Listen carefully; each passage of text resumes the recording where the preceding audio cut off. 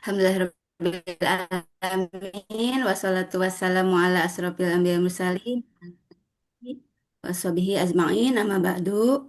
Alhamdulillah, puji dan syukur kita panjatkan kehadirat Allah Subhanahu wa taala atas berkat rahmat dan hidayahnya sehingga pada malam hari ini kita dapat bertemu kembali di kajian parenting orang tua murid SDIT Pandu Alam dan TKIT The Jasmine.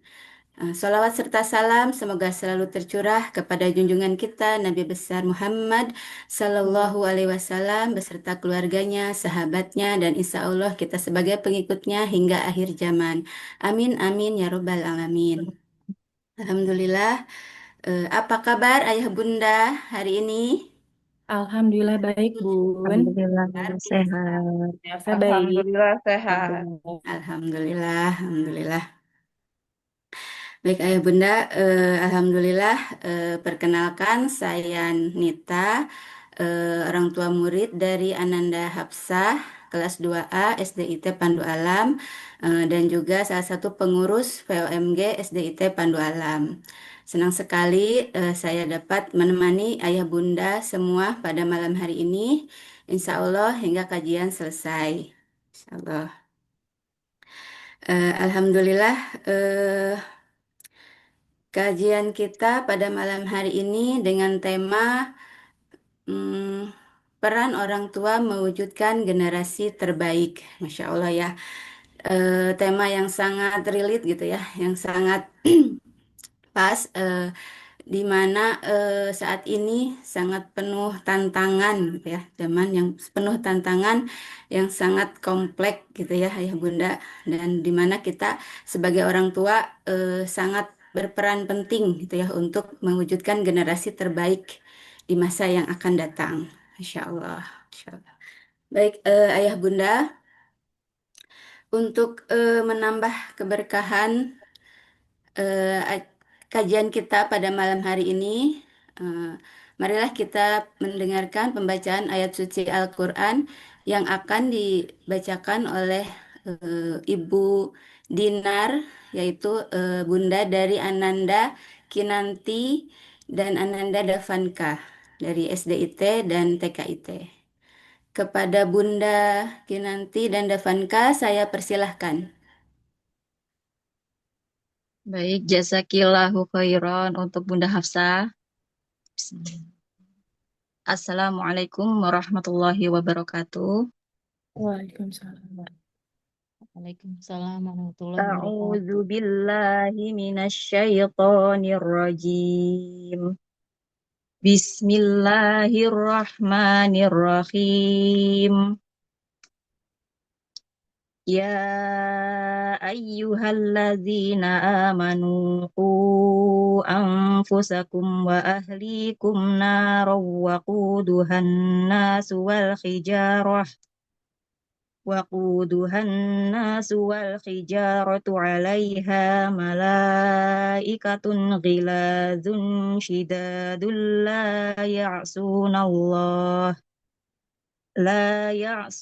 Allah ma amarahum wa yaf'aluna ma yu'marun.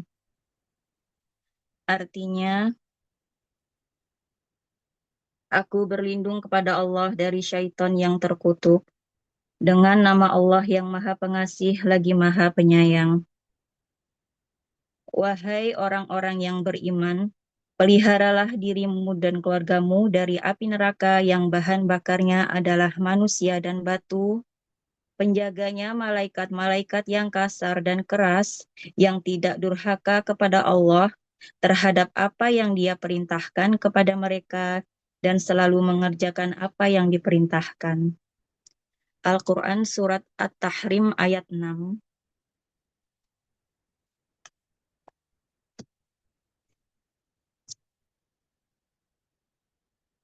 Bismillahirrahmanirrahim. Kuntum khaira ummatin ukhrijat linnasi ta'muruna bil ma'rufi wa tanhauna 'anil munkari wa tu'minuna billah. walau amana ahlul kitab lakana khairan lahum minhumul mu'minuna wa aktsarahumul fasiqun. Artinya, kamu umat Islam adalah umat terbaik yang dilahirkan untuk manusia karena kamu menyuruh berbuat yang ma'ruf dan mencegah dari yang mungkar dan beriman kepada Allah. Sekiranya ahli kitab beriman, tentulah itu lebih baik bagi mereka. Di antara mereka ada yang beriman, namun kebanyakan mereka adalah orang-orang yang fasik. Al-Quran Surat Ali Imran ayat 110. Sadaqallahul azim. Maha benar Allah dengan segala firman-Nya. Wassalamualaikum warahmatullahi wabarakatuh. Waalaikumsalam warahmatullahi wabarakatuh. Jazakillah khair kepada Bunda Kinanti dan Delvanka. Semoga Allah limpahkan pahala untuk Bunda yang membacakan dan kita semua yang mendengarkan. Bunda, sebelumnya izinkan saya untuk menyampaikan beberapa hal, yaitu yang pertama, dimohon untuk mengisi absensi di link Google Form yang ada di chat room dan juga ada di share di grup WA di kelasnya ya, di sekolahnya di SD maupun di TK. Dimohon diisi ya ayah bunda absennya. Lalu yang kedua, merenam nama atas nama Ananda dan SD atau TK. Alhamdulillah bagi yang sudah mengganti nama. Dan yang ketiga, mohon untuk memute selama kajian berlangsung. Ya, Alhamdulillah. Eh, dan jika tidak ada kendala, mohon diaktifkan kameranya agar kita saling mengenal ya, ayah bunda.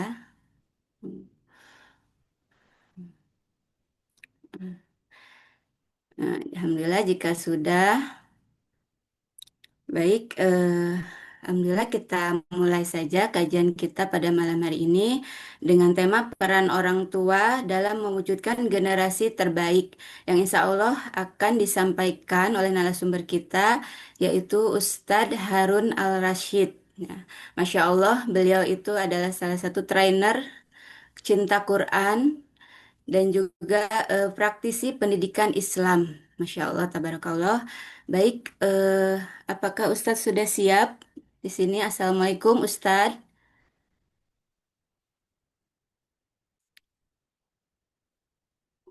Eh,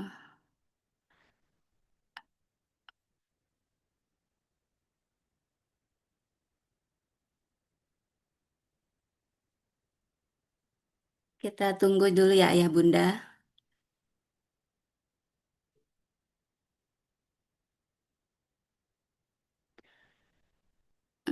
Saya lihat sudah ada nama di sini ya, Ustadz Harun Al-Rashid.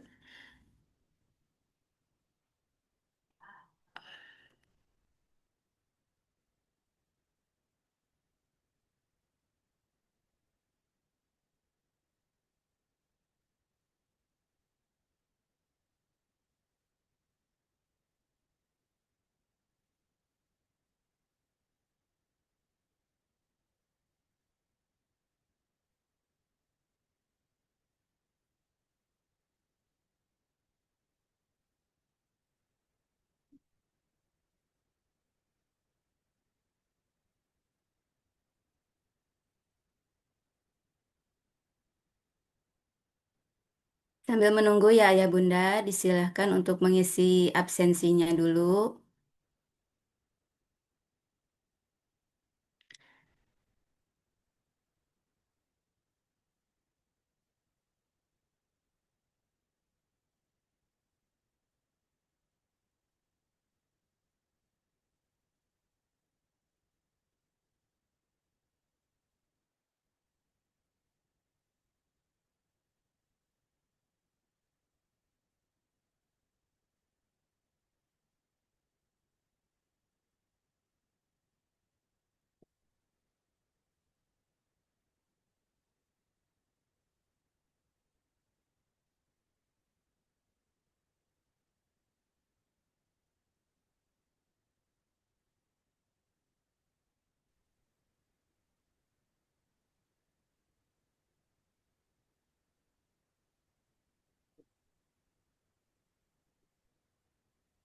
Mulai.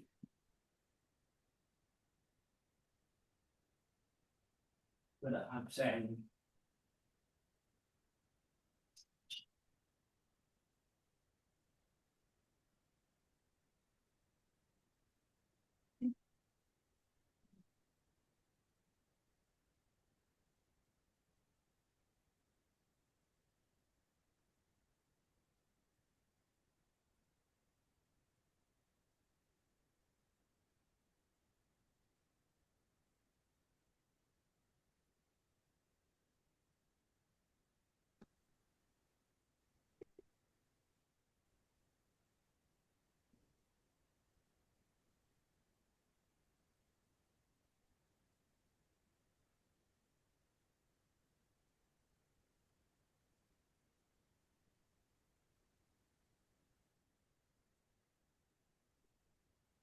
Saya ingatkan kembali ya Bunda untuk mengganti namanya di Zoom dengan nama Ananda dan kelas baik SD maupun di TK.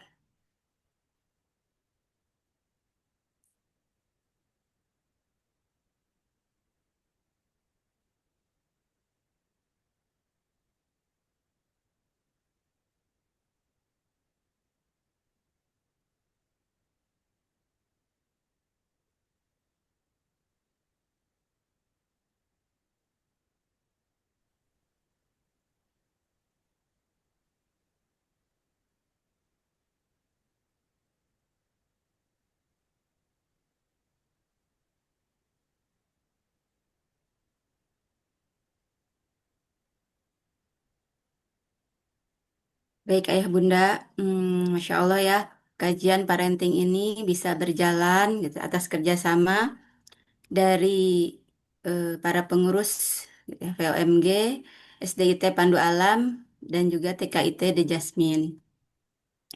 Nah, di sini tema kita itu peran orang tua mewujudkan generasi terbaik, gitu ya.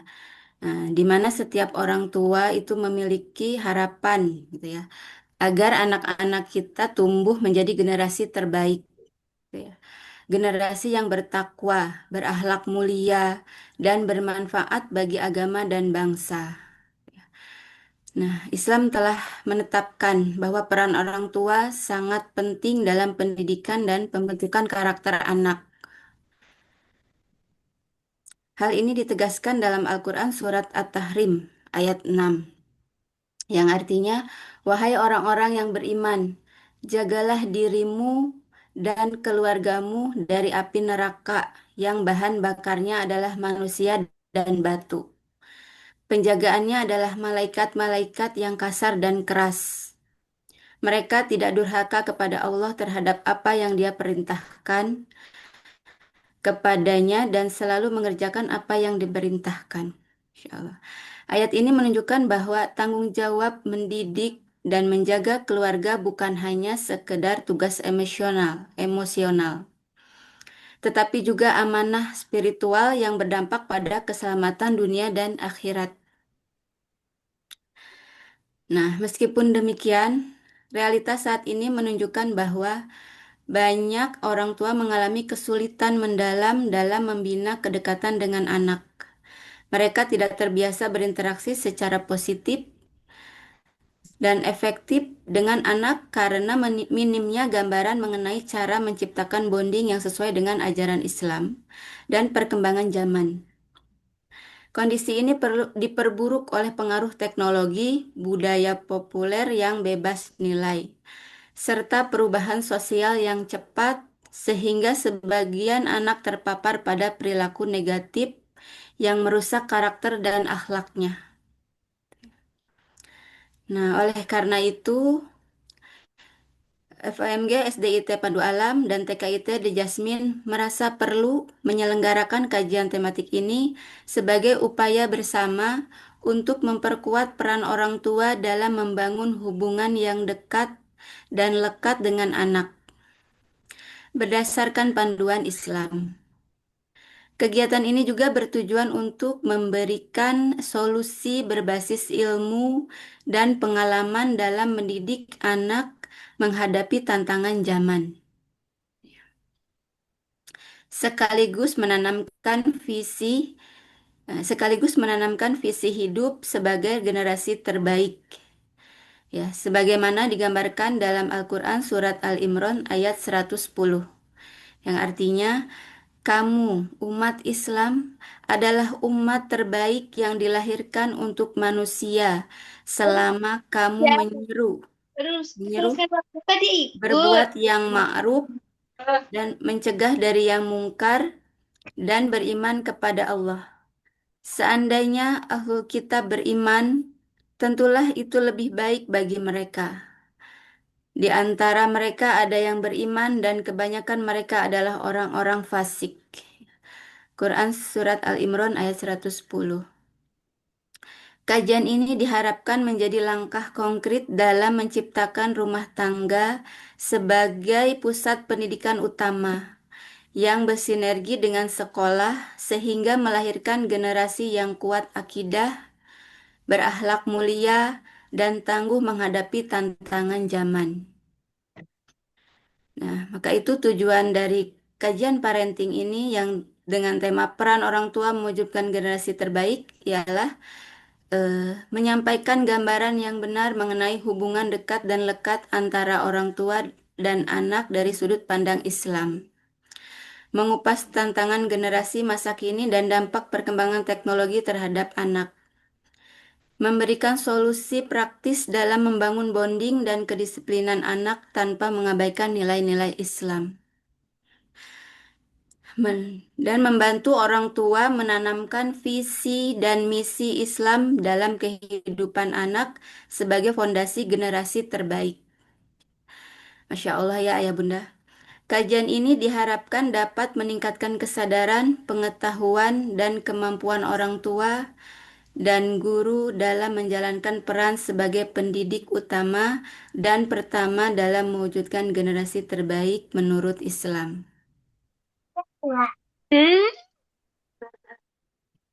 jam Masya berapa kan? Allah, begitu ya Ayah Bunda, gambaran mengapa kita mengangkat tema ini.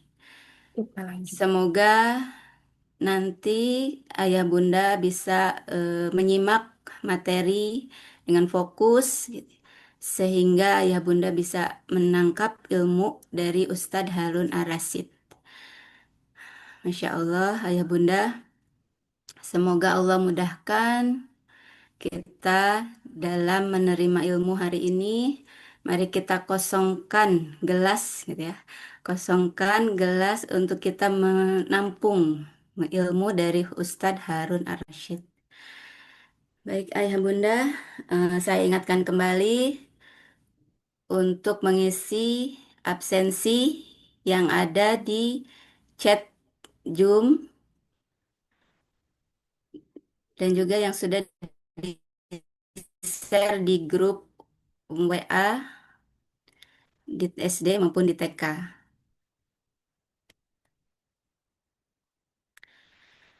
Hmm, Bun, kita langsung masuk ke Alhamdulillah, biodata, Bun. Afwan, kita langsung masuk ke biodatanya, Ustaz. Ustadz Ada sudah Afwan. hadir. Baik, Assalamualaikum Ustadz. Waalaikumsalam warahmatullahi wabarakatuh. Eh, Cek, cek, sudah jelas suaranya?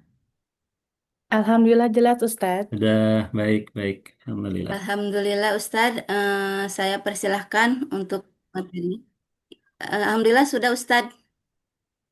Iya, iya, Ya, baik. Alhamdulillah. ya. Tafadhol Ustadz. Baik, baik. Terima kasih.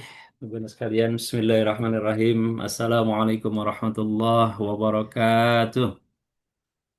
Waalaikumsalam warahmatullahi wabarakatuh. Waalaikumsalam Waalaikumsalam warahmatullahi wabarakatuh. Masya Allah. Waalaikumsalam. Ini- Alhamdulillah, alhamdulillahi rabbil alamin. Assalatu wassalamu ala ashrafil anbiya wal mursalin. Sayyidina wa maulana Muhammadin wa ala alihi wa sahbihi ajma'in amma ba'd. قال الله تعالى في كتابه الكريم أعوذ بالله من الشيطان الرجيم بسم الله الرحمن الرحيم kuntum khaira ummatin ukhrijat linnas ta'muruna bil ma'ruf wa tanhauna 'anil munkar wa tu'minuna billah ila akhiril ayah. Wa qala Nabi sallallahu alaihi wasallam kullu mauludin yuladu alal fitrah fa abawahu yuhawidanihi aw yunasaranihi aw yumajisanihi aw kama qala Rasulullah sallallahu alaihi wasallam. Ayah bunda rahimakumullah, sebelum kita mulai, mari kita memohon kepada Allah agar Allah anugerahkan kita ilmu yang bermanfaat, ilmu yang bukan hanya menambah pengetahuan, tapi yang lebih penting adalah menambah rasa takut kita kepada Allah, sehingga mendorong kita untuk semakin taat kepada Allah dan Rasul-Nya dan tidak berani maksiat kepada Allah dan Rasul-Nya. Sebagaimana Allah firmankan, A'udzubillahi minasyaitonirrajim, Innama yakhsyallaha min ibadihil ulama. Sesungguhnya hanyalah di antara hamba-hamba Allah yang takut kepada Allah, itulah ulama. Ulama tentu jama dari alim, artinya orang yang berilmu, orang yang berpengetahuan. Tetapi bukan sekedar berilmu, tapi ilmunya itu mendorong dia untuk muncul rasa takut kepada Allah dan mendorongnya untuk beramal soleh, melaksanakan ilmunya semata-mata karena taat kepada Allah dan takut akan murka dan azab Allah, dan mendorongnya untuk tidak berani menyimpang maksiat dari perintah dan larangan Allah. Baik, sama-sama kita berdoa kepada Allah. Bismillahirrahmanirrahim. Allahumma anfa'na bima 'allamtana. Ya Allah, mohon berikan kepada kami manfaat dengan apa yang Kau ajarkan kepada kami. Wa'allimna ma yanfa'una. Ya Allah, mohon ajarkan kepada kami yang bermanfaat bagi kami. Allahumma rzuqna ilman nafi'a. Ya Allah, mohon anugerahkan kepada kami ilmu yang bermanfaat, ilmu yang menambah rasa takut kami kepadamu, sehingga mendorong kami semakin taat kepadamu dan kepada Rasulmu, dan membuat kami tidak berani maksiat kepadamu dan kepada Rasulmu.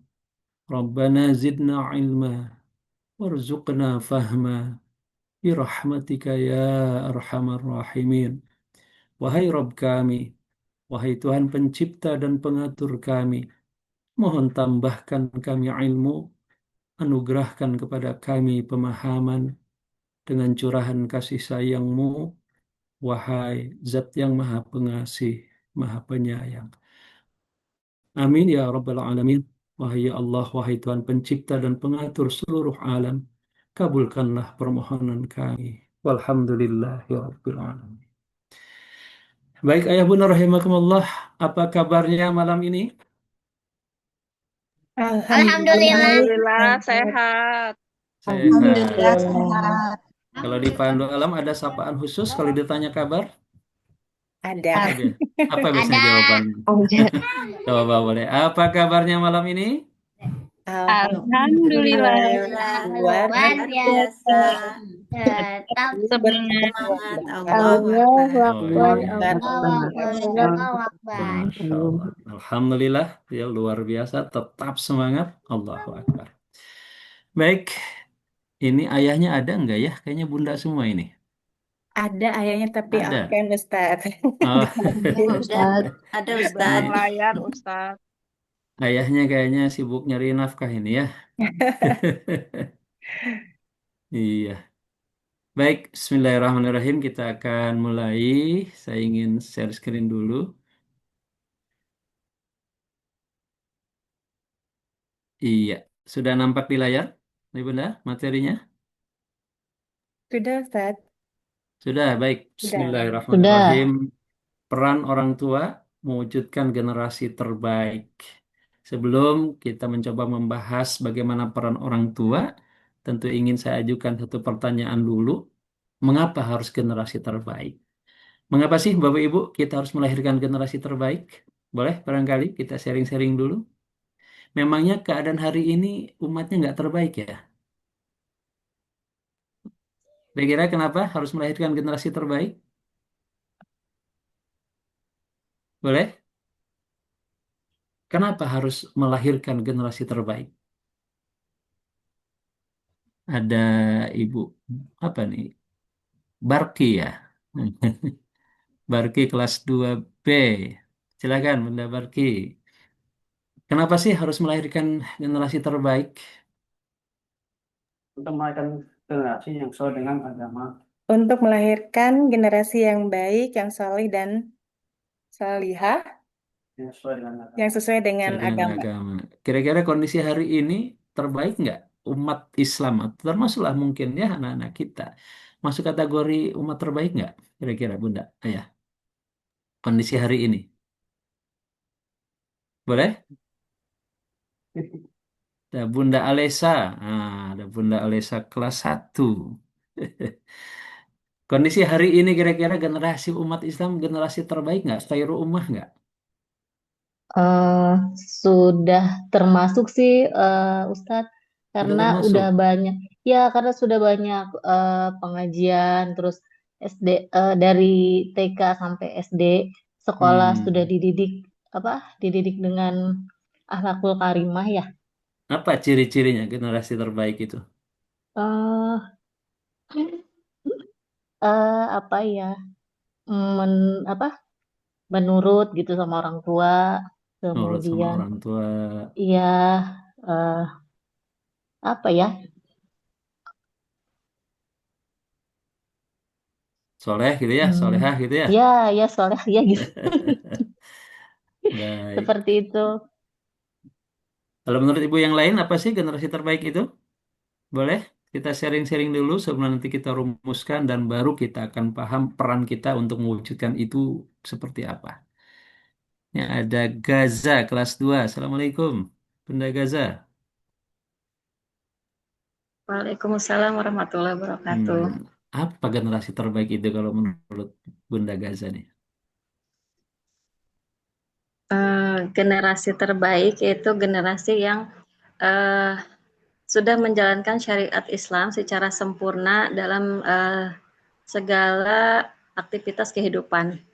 Hmm, luar biasa. Ada pernah contoh nggak generasi terbaik? Kapan itu?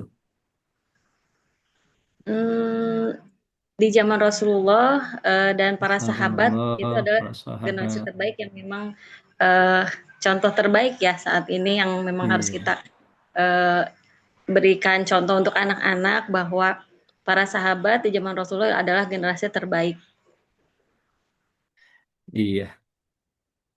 Baik, kalau gitu kita coba merujuk saja ya ke pendapat ulama. Apa sih generasi terbaik itu? Silahkan dibaca ya tafsirnya. A'udzubillahiminasyaitonirrajim.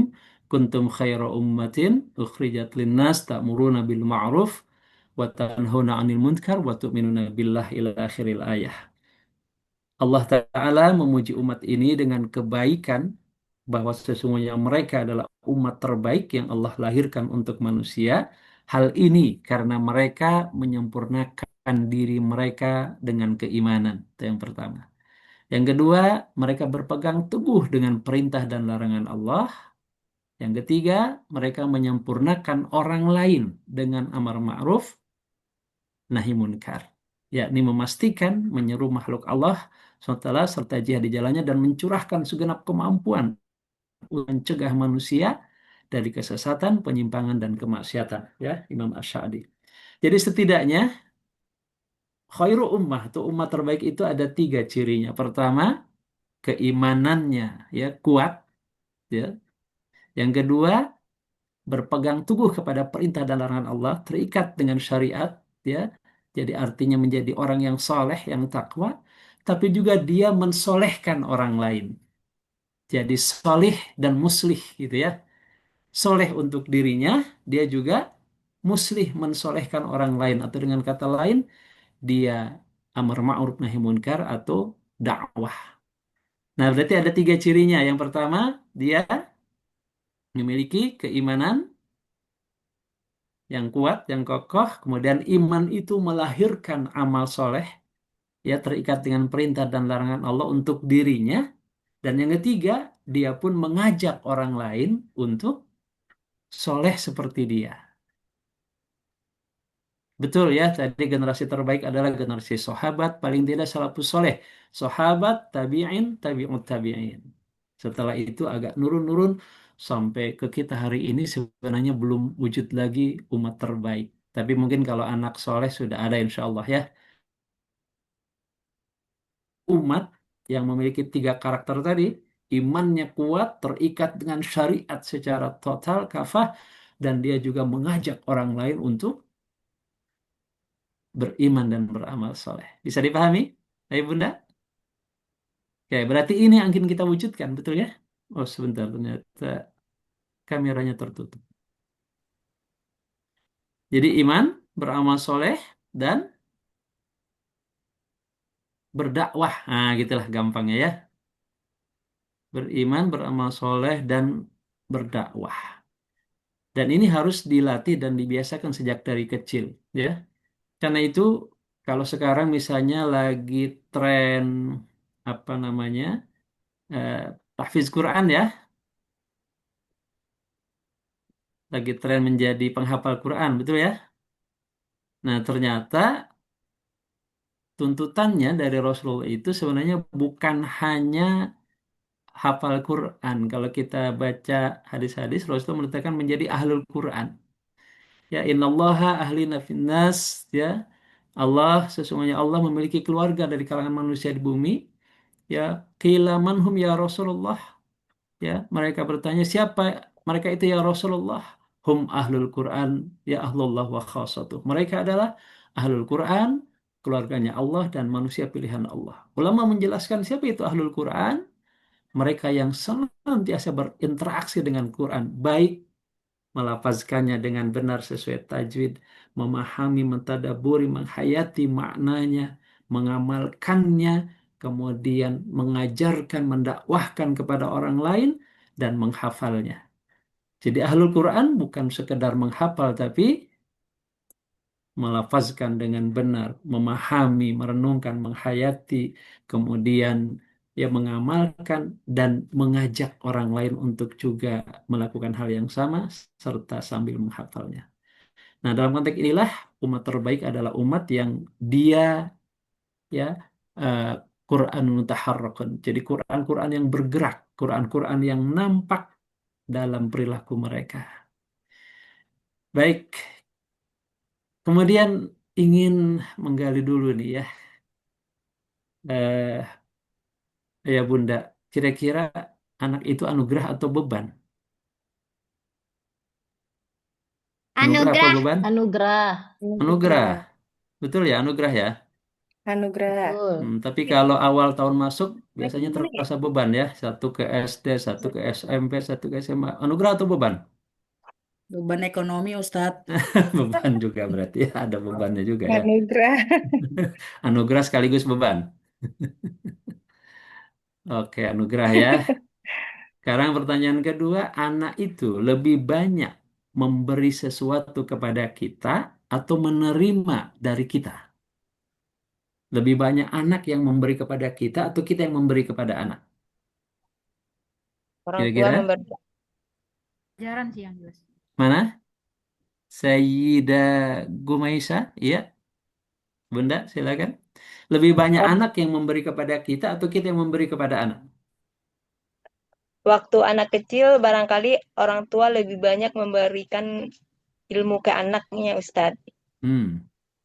Terus kalau sudah besar, Eh, Sebaliknya, insya Allah. sebaliknya.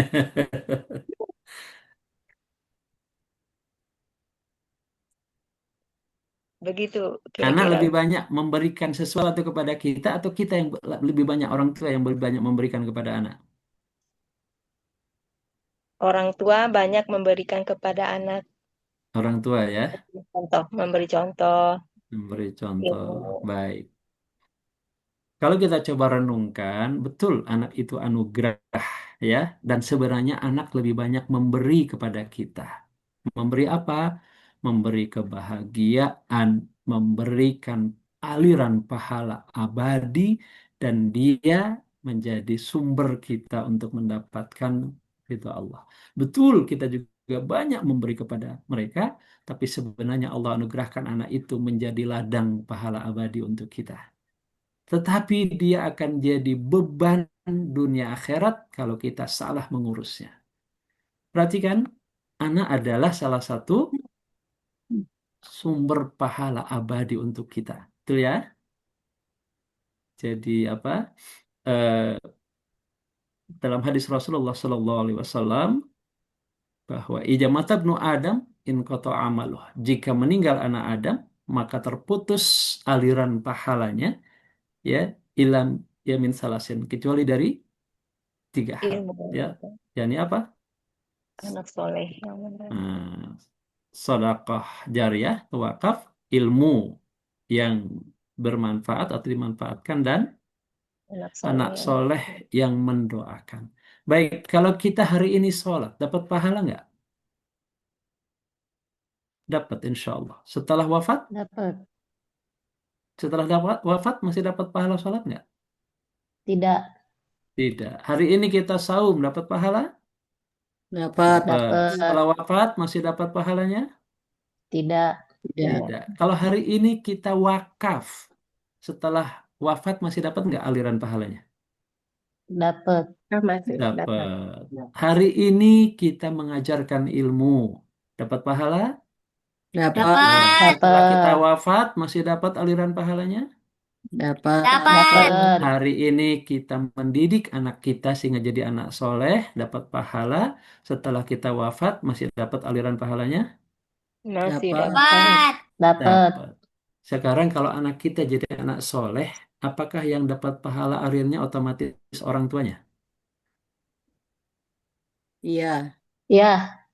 Kalau anak kita soleh, soleha, apakah yang dapat aliran pahalanya pasti orang tuanya? Iya, benar. Ya. Iya. Belum tentu. Oh. Kenapa belum tentu? Kalau hari ini kita wakaf, dapat aliran pahala? Dapat. Kalau tidak Dapat. wakaf? Kalau tidak Tidak. wakaf? Tidak. Hari ini kita Tidak. mengajarkan ilmu, dapat aliran pahala? Dapat. Dapat. Iya. Kalau tidak mengajarkan ilmu? Tidak. Tidak. Tidak. Kalau hari ini kita mendidik anak kita sehingga menjadi soleh, dapat aliran pahala?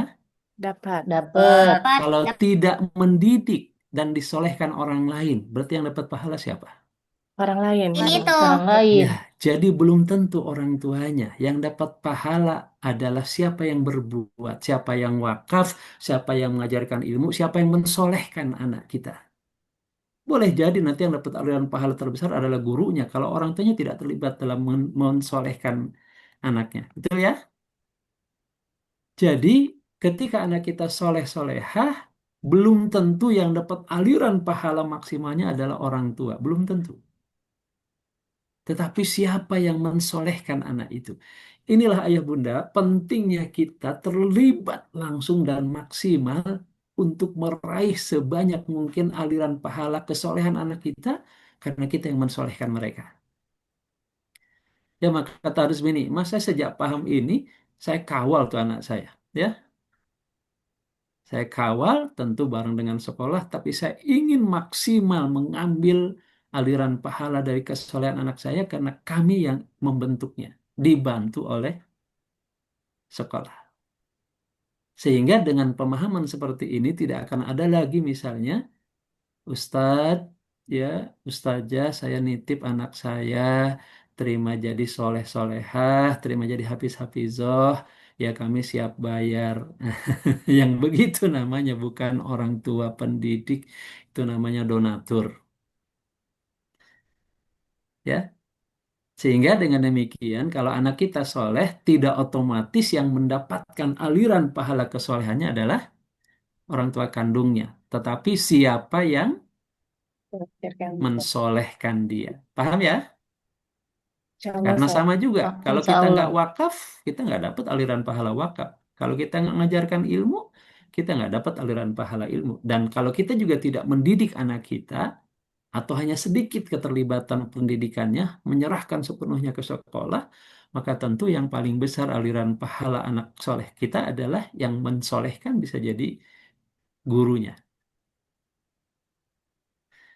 Nah, karena itulah kita perlu rupanya untuk sama-sama mengambil peran terbanyak mensolehkan anak-anak kita. Namun ada satu kondisi ya yang paling tidak saya alami ya. Jadi saya Tarus minimah berarti kalau ngajar dari 95 ya sudah 30 tahun. Eh, 10 tahun di sekolah umum, 20 tahun di sekolah Islam, beragam karakter saya coba pahami. Dan salah satu faktor kegagalan pendidikan adalah apa? Ketika memaksa anak memahami dunia orang dewasa. Ya, gimana itu? Kamu harus nurut, kamu harus disiplin, kamu harus rajin, kamu harus seperti itu, kamu ini, kamu ini. Padahal yang kita arahkan anak TK, anak SD. Ini sebuah kegagalan ketika kita memaksa anak memahami dunia orang dewasa. Padahal yang seharusnya adalah kita yang masuk ke dunia anak-anak, ya, memahami dunia anak-anak, karena kita pernah jadi anak-anak, sementara mereka belum pernah jadi dewasa. Jadi dunia disiplin, dunia nurut, dunia apa tidak perlu disuruh-suruh itu dunia orang dewasa, bukan dunia anak-anak. Hatta saya sebelumnya megang boarding SMP ya tingkat SMP. Hatta sampai usia SMP pun belum saatnya berbuat karena kesadaran. Nih, ini kadang-kadang kamu kan sudah besar, udah kelas 6 sholat aja masih disuruh-suruh. Nah itu sebenarnya pemikiran orang dewasa itu. Bukan pemikiran anak-anak. Ingat ketika baginda Rasulullah Muhammad SAW, eh, cucunya naik ke punggungnya, pernah dengar ayah bunda cerita itu? Ketika Rasulullah salat, kemudian cucunya Hasan Hussein naik ke punggungnya. Pernah dengar ya cerita itu ya? Apa yang dilakukan Rasulullah? Apakah memaksa turun cucunya? Atau setelah sholat dimarahi, nggak boleh begitu. Itu mengganggu orang sholat, khusus sholat. Dosa tahu. Kira-kira begitu nggak Rasul? Enggak Tidak. kan? Apa yang Rasul lakukan? Menunggu sampai Hasan Hussein bosan turun sendiri. Sehingga Rasul lama sujudnya. Apa artinya? Rasul masuk ke dunia anak-anak, membiarkan cucu beliau bermain sepuasnya, dan beliau tidak memaksa mereka memahami dunia orang dewasa. Misalnya setelah sholat dimarahin, nggak boleh begitu ya, dosa itu ganggu orang sholat. Enggak. Kenapa? Karena memang itulah dunia anak-anak. Begitupun Rasulullah pernah bermain dengan anak-anak yang sedang bermain gitu, ya, istilah sekarang kayak main kucing-kucingan atau main tembak-tembakan. Rasul gabung ya kepada salah satu kelompok. Aku masuk kelompok ini ya, gitu. Dan Rasul betul-betul masuk ke dunia anak. Ini yang pertama nih.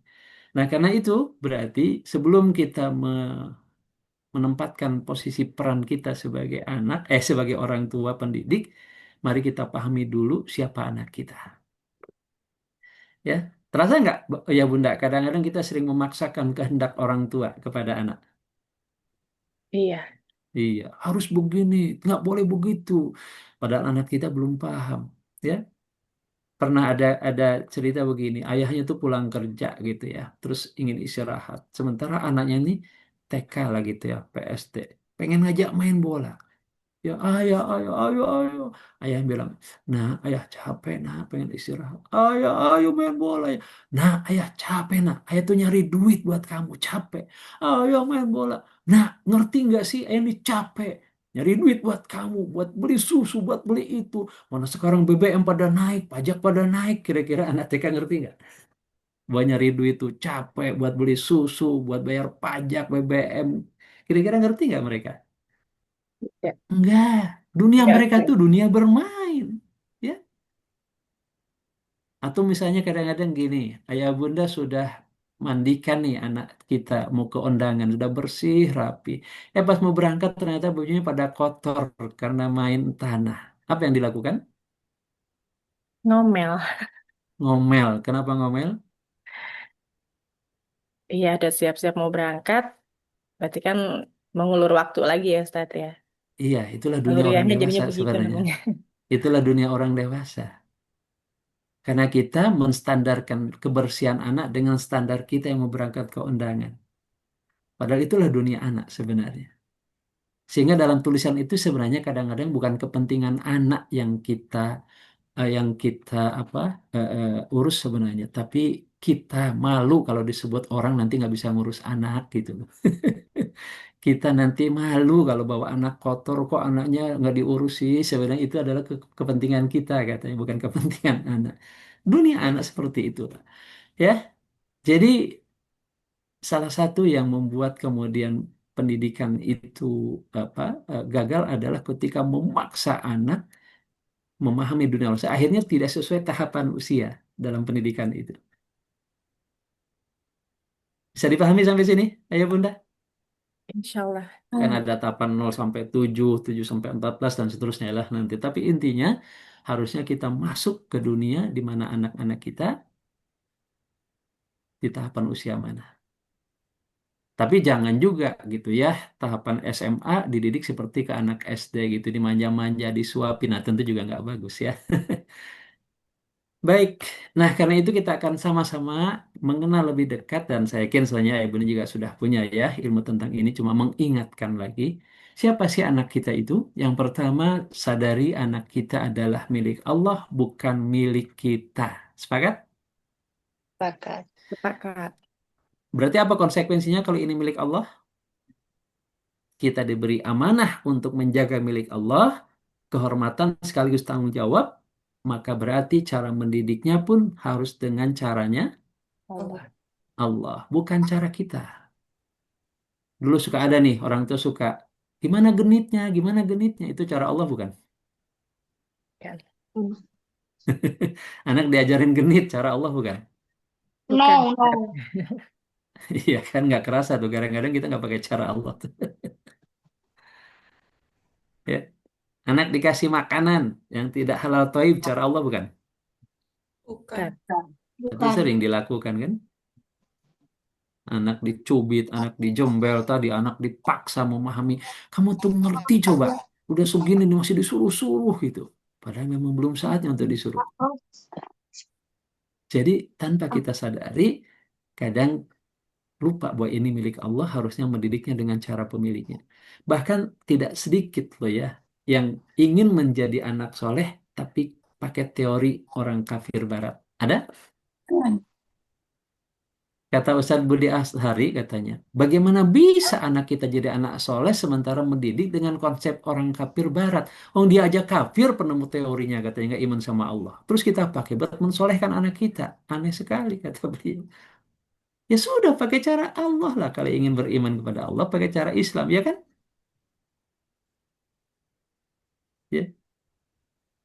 Jadi kadang-kadang masih ada tuh mendidik anak menjadi soleh, menjadi berkepribadian, menjadi mandiri, menjadi apa? Disiplin, menjadi apapun itu, tapi dengan konsep-konsep teori Barat. Lah, yang menemukan teorinya aja nggak beriman katanya, nggak soleh. Gimana kita berharap anak kita jadi soleh? Maka yang pertama sadari anak kita adalah Milik Allah. milik Allah, bukan milik kita. Maka jangan sampai pemiliknya marah karena kita salah dalam cara mendidik. Yang kedua, anak kita terlahir dalam keadaan fitrah. Apa fitrah itu? Membawa potensi, bukan kertas kosong. Dulu saya sering dengar tuh istilah, anak itu seperti kertas kosong, bapak ibunya lah yang nyoret-nyoret gitu ya. Enggak. Setiap bayi dilahirkan dalam keadaan fitrah, kedua orang tuanya lah yang menjadikannya Yahudi, Nasrani atau Majusi. Apa fitrah itu? Al-khilqah, keadaan asal saat diciptakan. Atau dia beragama dengan agama Allah. Jadi fitrahnya itu sudah beriman dan sudah dibekali potensi. Apa potensi anak? Potensi anak itu ya pertama adalah hanif. Ya, faqim wajhaka lid-dini hanifa fitratallahi allati fataran nasa 'alaiha la tabdila li khalqillah dzalika ad-dinul qayyim walakinna aktsaran nasi la ya'lamun. Maka hadapkanlah wajahmu dengan lurus kepada agama Allah, tetaplah atas fitrah Allah yang telah menciptakan manusia menurut fitrah itu, tidak ada perubahan pada fitrah Allah, ya, itulah agama yang lurus tetapi kebanyakan manusia tidak mengetahuinya. Ya, kata Imam Nukatsir, sesungguhnya Allah SWT telah membekali fitrah Islam pada setiap makhluknya. Karena itulah sering disebut Islam itu dinul fitrah. Dan kalau ada orang sekarang masuk Islam mu'alaf itu mulai menyadari hari ini bukan pindah agama dari misalnya dari Kristen ke Islam, tapi hakikatnya adalah dia kembali kepada fitrah. Ya, ketika Allah bertanya, Alastu bi rabbikum, bukankah kalian adalah Rabb kalian? Qalu bala, syahidna. Semua manusia menjawab, iya, syahidna, kami bersaksi. Dan seterusnya. Begitupun dalam hadis Rasul digambarkan, sesungguhnya aku menciptakan, dalam hadis kursi, maaf, sesungguhnya aku menciptakan hambaku semuanya hanif lurus. Kemudian setan mendatangi mereka dan memalingkan mereka dari agama mereka, mengharamkan kepada mereka apa yang aku halalkan, dan memerintahkan mereka untuk menyekutukan aku, ya, yang aku tidak pernah menurunkan bukti kepadanya.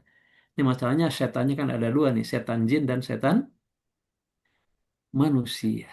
Dan boleh jadi di antara setan itu adalah nauzubillah diri kita sendiri orang tua. Ketika mengajarkan kepada anak kita hal-hal yang tidak baik. Kayak tadi misalnya bahwa anak dikenal fitrah, kedua orang tuanya lah yang bisa menyimpangkan dari fitrah. Jadi Yahudi, jadi Nasrani, atau Majusi. Tergantung apa itu? Pendidikan yang kita install ke anak kita. Betul kan? Kalau diinstal dengan Yahudi, jadi Yahudi. Kalau diinstal dengan Nasrani, jadi Nasrani. Diinstal dengan Majusi, jadi kalau diinstal dengan sekuler liberal, jadi sekuler liberal.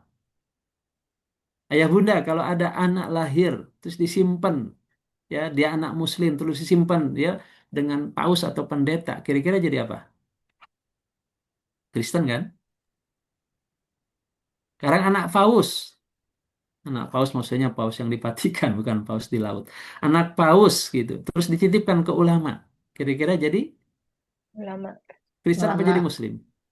Jadi ulama. Muslim. Berarti orang tuanya itu tergantung dia menginstal apa anaknya itu. Islamkah? Berarti tetap dalam fitrah atau Yahudi, Nasrani, Majusi dan sebagainya. Maka inilah sebenarnya fitrah anak kita.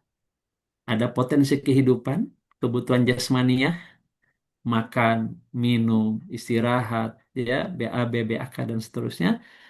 Ada ya naluri ingin beragama, mengagungkan sesuatu, melestarikan jenis, tertarik kepada lawan jenis, ingin dicintai, ya, ada rasa rindu, kasih sayang dan segala macam, dan ada naluri melestarikan eksistensi diri, ingin punya harta, ingin punya jabatan, kedudukan, kalau dihina marah, ingin dihargai dan seterusnya.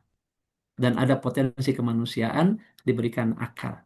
Inilah sebenarnya tugas orang tua memenuhi ini. Kebutuhan jasmaniah misalnya. Kalau dia ingin makan, maka tugas orang tua memberikan makanan yang halal dan thayyib. Diajarkan bagaimana cara BAB, ya toharo, diajarkan bagaimana cara makan, cara minum, dan seterusnya. Ya, diajarkan cara tidur, cara istirahat, dan seterusnya. Sehingga kebutuhan jasmaniahnya dipenuhi dengan cara Allah. Dan mohon maaf, hari ini kadang ada bunda-bunda yang ingin praktis, akhirnya makanannya dibelikan yang sasetan. Nah, di situ banyak setannya padahal. Ya, beli yang sasetan gitu ya. Ingin praktis. Padahal orang tua kita dulu masak yang alami, yang sehat. Betul ya? Ini yang jasmaniah berarti juga olahraganya, istirahatnya, makanan sehatnya, halal thayyibnya. Itu menjadi tanggung jawab orang tua. Sehingga melahirkan generasi yang kuat secara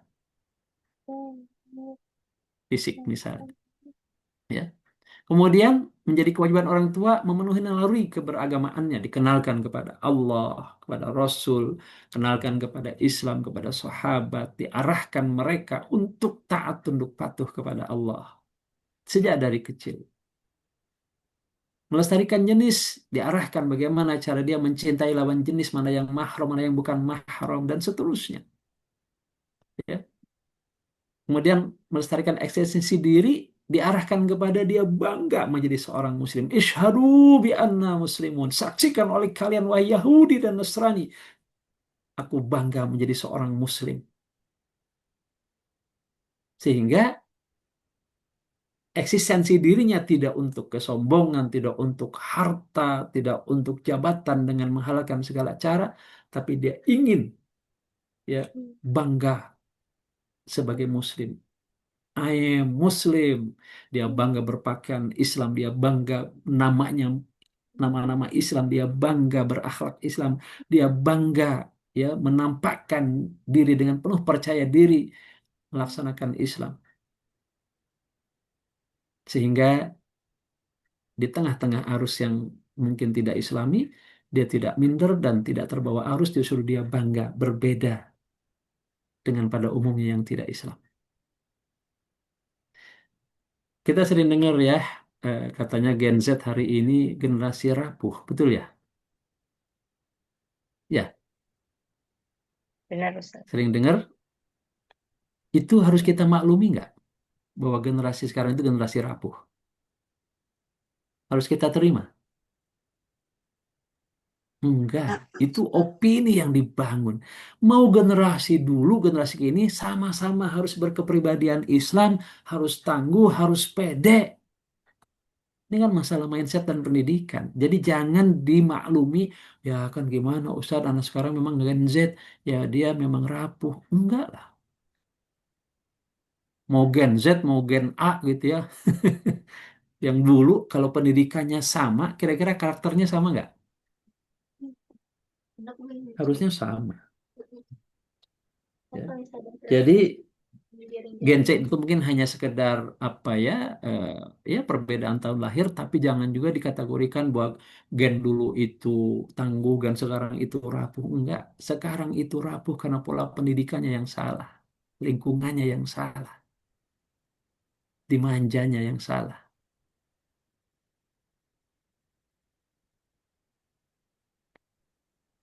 Kemudian tentu yang ketiga disadari anak atau secara umum manusia diciptakan untuk beribadah. Wa ma khalaqtul jinna wal insa illa liya'budun. Tidaklah aku ciptakan jin dan manusia kecuali untuk beribadah kepadaku.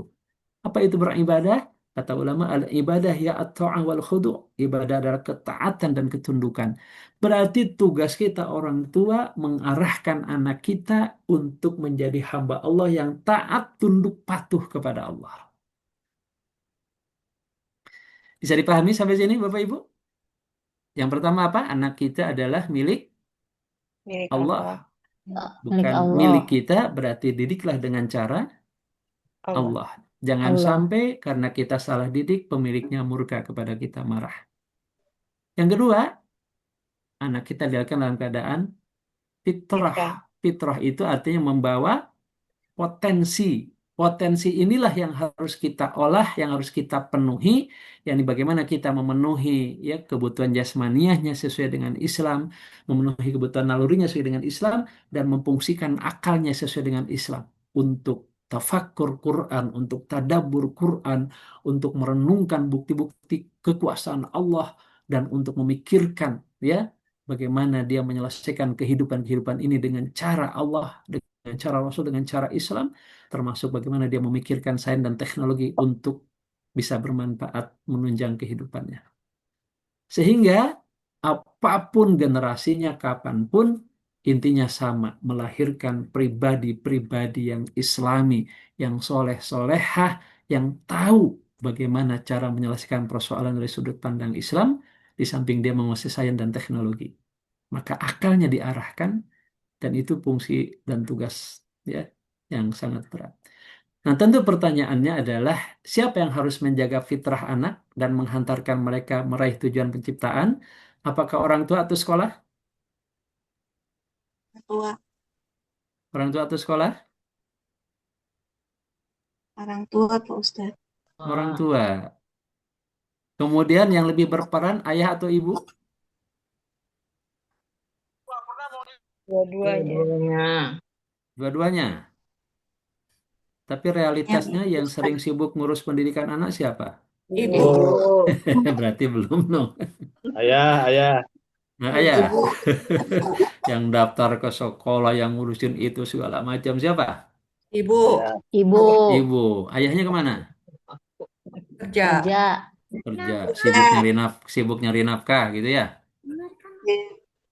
Makanya dulu ketika saya apa megang sekolah itu, saya nggak mau tahu tuh. Ya pokoknya yang datang harus dua-duanya, wajib dua-duanya. Di acara parenting pun wajib dua-duanya, yang mendaftarkan harus dua-duanya, dan kalau diundang ke sekolah wajib datang dua-duanya. Kenapa? Karena yang berkewajiban untuk mendidik, ya, yang pertama dan utama adalah rumah, dan sesungguhnya paling utama itu adalah ayah. Yuk kita lihat.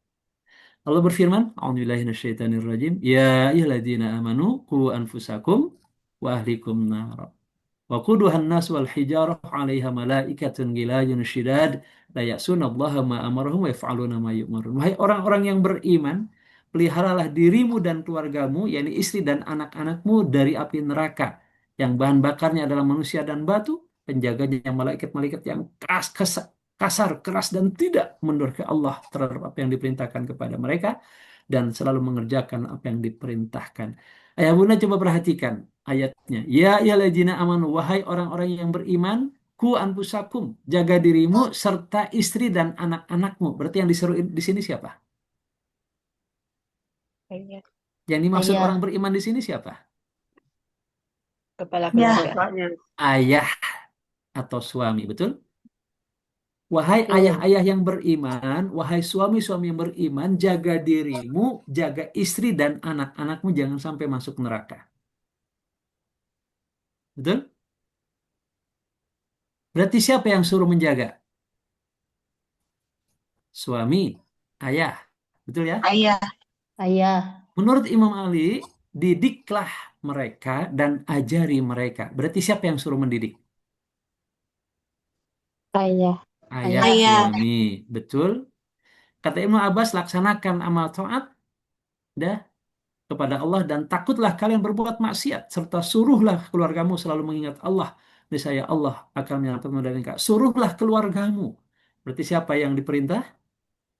Ayah. Ayah, Ayah. suami. Ya. Jadi sebenarnya pendidik, ya, yang paling utama itu adalah ayah. Memang bersama-sama dengan ibu, ya. Ya, tinggalkan maksiat, laksanakan taat dan didik serta ajarilah mereka, istri dan anakmu. Ya, perintahkan anak-anakmu belajar sholat ketika usia 7 tahun. Pukullah mereka ketika usia 10 tahun dan pisahkan tempat tidur mereka.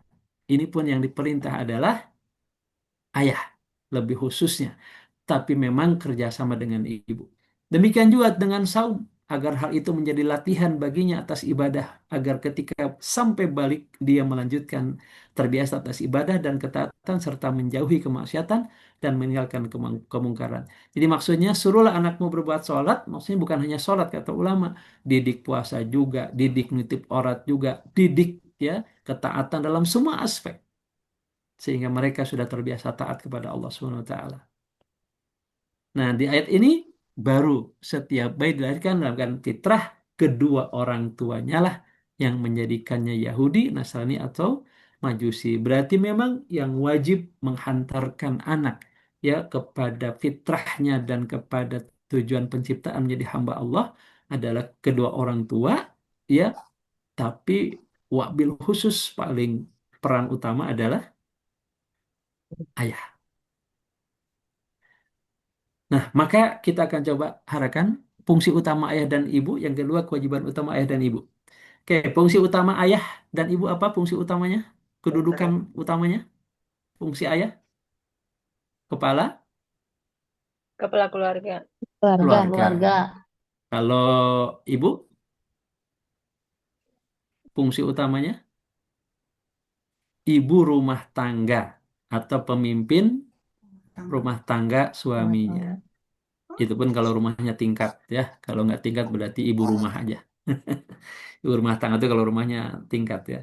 Fungsi utamanya adalah pemimpin, ya, qawam, kepala keluarga. Sementara ibu adalah penanggung jawab rumah tangga suaminya. Nah, kewajiban utama ayah. Biasanya kalau ditanya, ayah kewajiban utamanya apa? Biasanya kalau ditanya, kewajiban utama ayah apa? Jawabannya apa biasanya? Cari nafkah. Bekerja, mencari Cari nafkah. nafkah. Nah. Betul. Ini ada siapa nih? Ayah Umi dan Abi Habib. Biasanya kalau ditanya, kewajiban utama ayah apa? Mencari nafkah, betul ya? Iya, Dad. Betul. Betul itu.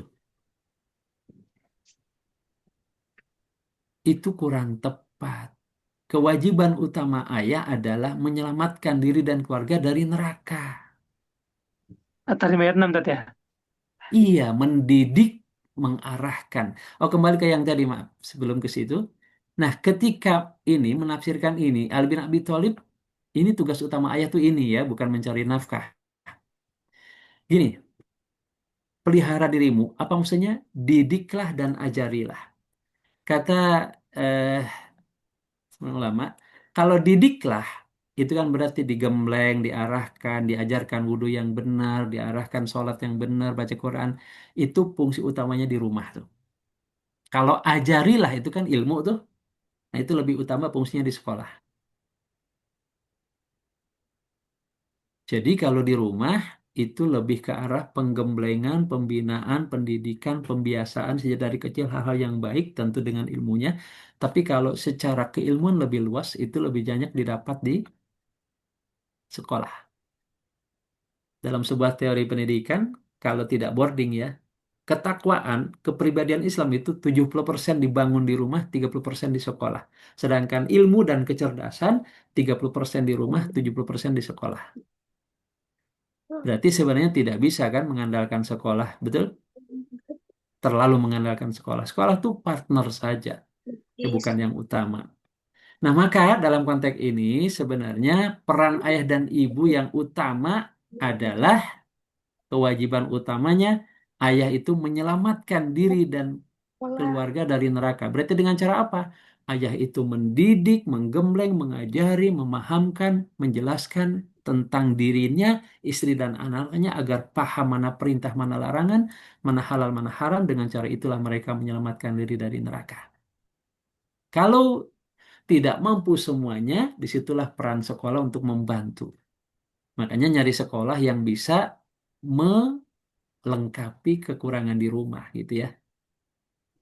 Misalnya di rumah hanya mampu mentakwakan 60%, berarti 40%-nya diharapkan dari sekolah. Maka harusnya di sekolah yang seiring sejalan dengan visi misi rumah. Sementara kewajiban utama ibu apa? Ummun warabbatul bait. Ya, sebagai ibu dan pengatur urusan rumah tangga, mengandung, melahirkan, menyusui, mengasuh, mendidik, ya serta mengatur dan mengerjakan urusan rumah, ya mengandung lagi, melahirkan lagi, menyusui terus itu.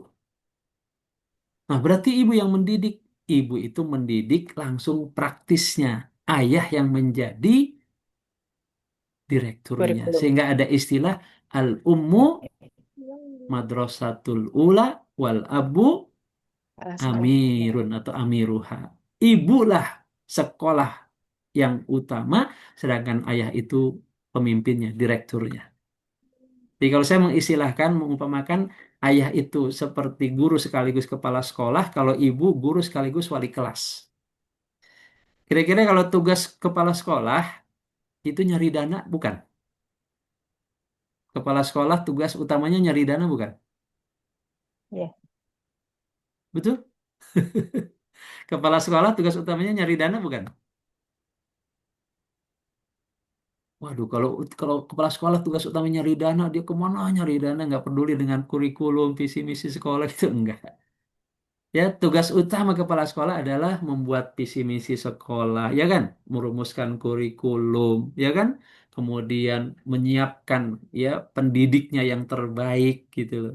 Termasuk dia mencari dana untuk sarana dan prasarana pendidikan. Jadi sebenarnya mencari nafkah itu adalah ya untuk menunjang proses pendidikan di sekolah rumah itu. Nah, ibaratkan kalau istri kita adalah gurunya, maka tugas kepala sekolah mendidik gurunya agar berkualitas, mentrainingkan, mensejahterakan ya eh, apa fisiknya dan segala macam. Ya, maka bisa dibayangkan kalau kepala sekolah tugasnya cuma nyari dana. Dalam arti ini ayah tugasnya cuma nyari nafkah gitu. Dia nggak peduli dengan visi misi kurikulum, apakah gurunya itu sehat apa enggak, paham apa enggak. Itu namanya bukan ayah, itu donatur, penyandang dana. Ya sekarang masih banyak nih yang ayah menganggap kewajiban utamanya adalah mencari nafkah. Makanya ibu-ibu sibuk sendiri tuh ngedidik anak. Betul ya? Jadi ibu itu guru kelas sekaligus wali kelas. Kalau ayah, guru sekaligus kepala sekolah. Guru saat kapan? Tidak harian. Ketika ibu mungkin berhalangan atau ibu kerepotan, ayah turun tangan. Tapi sebenarnya ayah lebih merumuskan bagaimana visi misi dan kurikulum sekolah gitu ya, termasuk di dalamnya memikirkan dana. Maka inilah tugas ayah sebenarnya, membangun visi misi, kurikulum, nilai-nilai yang disepakati, mengawasi dan mengarahkan, menjadi dan menyiapkan guru terbaik yakni istrinya, memberi sanksi ya ketika anak itu tidak bisa diarahkan, memastikan masa depan keluarganya aman dunia akhirat. Itulah tugas kepala sekolah. Ya, jadi ayah laksana guru dan kepala sekolah ibu. Nah, bagaimana dengan ibu? Umun warabatul bait, mengandung, melahirkan, menyusui, mengasuh, mendidik, mengatur dan mengerjakan pekerjaan rumah dan menjalankan kurikulum ayah. Menjalankan kurikulum ayah dalam mendidik anak-anaknya agar selamat dari dunia akhirat. Berarti ayah itu harus jadi ustadznya keluarga, harus jadi ulamanya keluarga, harus jadi profesornya keluarga. Kenapa? Karena tugas utama ayah tuh ini, menyelamatkan diri dan keluarga dari api neraka. Gimana para ayah? Bisa dipahami? Berarti mana yang lebih berat tanggung jawab pendidikan, ayah atau ibu? Ayah. Ayah, ya. Makanya kemudian dulu saya kalau ada orang tua daftar nggak mau kalau yang datang hanya ibunya saja, ya, karena ayah yang paling bertanggung jawab. Kenapa milih sekolah ini? Kayak sampai di sini Bapak Ibu bisa dipahami? Bisa dipahami? Insya Allah. Insya Allah. Baik. Nah, karena itu setelah kita paham fungsi ya ayah dan ibu, ya, maka sebenarnya ya kita harus juga kemudian memahami bagaimana dalam konteks ya posisi orang tua, berarti peran orang tua sangat sentral dalam mendidik anak untuk menjaga fitrah dan menyampaikan ketujuan diciptakan menjadi hamba Allah. Karena itu jadilah orang tua betulan bukan orang tua kebetulan. Nah, apa bedanya kira-kira? Apa bedanya orang tua betulan dengan orang tua kebetulan? Ya, Ibu Kinanti ini. Ya, Assalamualaikum Bu Kinanti. Waalaikumsalam, Ustadz. Apa bedanya orang tua betulan dan orang tua kebetulan? Mungkin kalau orang tua betulan itu memang benar-benar orang tua sejati ya. Dia merasa Mm-mm. bahwa dia siap menjadi orang tua baik secara mental dan Mm-mm. baik secara jasmani dan rohani lah. Nah, ini termasuk Cuman kalau keilmuan ya. ya, Berarti harus kalau terus orang tua kebetulan. kebetulan mungkin belum siap secara keilmuan dan segalanya, tapi karena sudah punya anak, jadi ya mau nggak mau jadi orang tua. Disebut Mungkin orang begitu, tua. Ustaz. Oke. Mungkin Umi Fayat bisa menambahkan nih, apa sih bedanya orang tua betulan dengan orang tua kebetulan? Kalau orang tua betulan itu orang tua yang mau terus belajar menjadi orang tua yang Iya, baik, yang membimbing anak-anaknya. Kalau untuk orang tua kebetulan karena proses eh, bertemunya dua laki-laki dan perempuan, terus kemudian menikah dan akhirnya lahirlah anak gitu. Jadi kebetulan sehingga punya disebut anak. kebetulan jadi anak jadi disebut orang tua ya. Iya. Iya. Iya, kurang lebih begitu ya. Jadi orang tua betulan mempersiapkan sungguh-sungguh menjadi orang tua pendidik. Mobil khusus ayah gitu ya. Halo, halo para ayah, para ayah. Sudah mempersiapkan diri belum untuk menjaga diri dan keluarga dari api neraka? Tuh ayah ditanyain. Iya, sebenarnya kalau ibu mah ikut ayah aja kan, kurikulumnya apa gitu ya. Karena Iya, karena dia betul. kepala sekolahnya gitu, dia direkturnya gitu. Termasuk sebenarnya yang paling utama memilih sekolah itu harusnya ayah karena dia harus mensinkronkan kurikulum di rumah dengan kurikulum sekolah, ya. Baik, mudah-mudahan walaupun memang yang berperan bukan hanya eh, orang tua ya, tapi ada juga sekolah sebagai partner, ada juga masyarakat, ada juga negara nih yang vital. Nah, hari ini masyarakat dan negara sulit diharapkan ikut mendidik anak kita jadi anak soleh-soleha kan? Minimal dua gitu loh, rumah dan Sekolah. sekolah. Syukur-syukur kita ikut berdakwah, memperbaiki masyarakat, memperbaiki negara, sehingga empat pilar ini menopang kesolehan anak kita. Coba sekarang bayangkan anak kita di rumah dididik soleh, di sekolah dididik soleh, begitu keluar ke lingkungan, bisa tergerus lagi kan? Anak kita didik soleh, soleha, begitu ngelihat kebijakan pemimpinnya, bikin nggak soleh gitu. Ya, membolehkan LGBT tidak dilarang misalnya. Jadi berat. Maka hari ini Bapak Ibu minimal dua yang kita solehkan lingkungannya, rumah dan sekolah. Nah, kalau bisa lingkungan juga gitu ya, komunitas kita bangun juga. Nah, apalagi nanti kalau kita ingin memperbaiki juga negara ya, sehingga bisa menjadi soleh ya, takwa pemimpin maupun sistemnya, ini akan memudahkan kita untuk mencetak ya generasi terbaik tadi. Karena jujur saja, Ayah Bunda hari ini tuh sulit mencetak generasi terbaik ketika masyarakat dan negaranya tidak mendukung. Betul ya? Berat. Baik.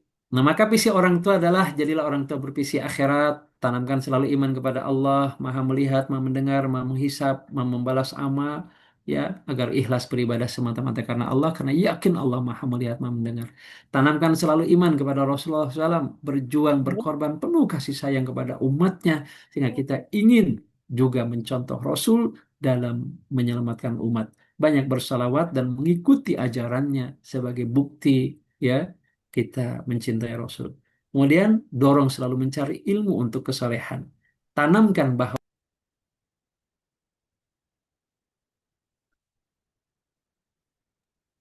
Kelempar kah? Ustazah kelempar ya? Sepertinya iya, Bun. Nanti coba saya WA ya. Mm-mm. Lempar, Bun. Iya, kelempar. Ngantuk ya. Seru nih, seru. Seru banget ini ininya kaji apa? Udah masuk. Bahasannya. Masya Allah banget.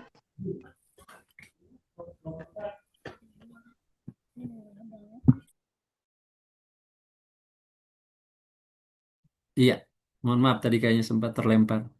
Nah, jadilah full time father and mother. Ya, full time itu maksudnya nggak harus 24 jam. Sediakan waktu khusus yang disepakati. Berusaha komitmen dengan janji tersebut. Biasanya habis maghrib sampai isya. Kalau kata Abah Ihsan, 3B. Bermain dan belajar bersama. Komitmen. Kalau sudah janji, besok minggu jalan-jalan ya, komit dengan itu. Jangan sampai dilanggar lagi, dilanggar lagi. Kemudian, ya, hindari hunger father, hunger mother, lapar ayah, lapar ibu, apalagi kalau fatherless, motherless, kehilangan ayah, kehilangan ibu, karena sibuk urusan masing-masing. Ayah bunda ini ada kejadian yang sangat miris ya. Bapak ibunya ini apa aktivis dakwah. Begitu anaknya ditanya, kamu mau nggak nanti kayak ayah bunda ya ikut dakwah juga? Nggak mau. Aku nggak mau kayak ayah bunda. Ya, aku mendingan jadi HP aja yang sering diperhatikan ayah bunda. Anaknya nggak mau ngaji gara-gara melihat ayah bundanya terlalu sibuk. Nggak ada waktu untuk anak-anaknya. Hati-hati ya sampai ada lapar ayah, lapar ibu karena kurang kasih sayang, kurang perhatian, apalagi sampai kehilangan ayah dan kehilangan ibu sehingga muncul anak dengan luka pengasuhan. Dulu ada tuh bapak ibunya dokter spesialis. Tapi karena sibuk luar biasa, hanya dipenuhi secara materi, ketika ayah ibunya meninggal, anak itu tidak sedih, tidak stres. Tapi begitu pembantunya meninggal, dia stres. Kenapa kira-kira? Karena dia lebih dekat dengan pembantunya daripada ayah ibunya. Maka ayah bunda, ya, hindari sesibuk apapun, sediakan waktu. Ayah ibu tidak hadir dalam keseharian, ayah ibu tidak jadi teman ngobrol, ayah ibu tidak jadi role model bagi mereka. Ini bahaya. Ya. Nah, kemudian tentu saja, ya, sebentar.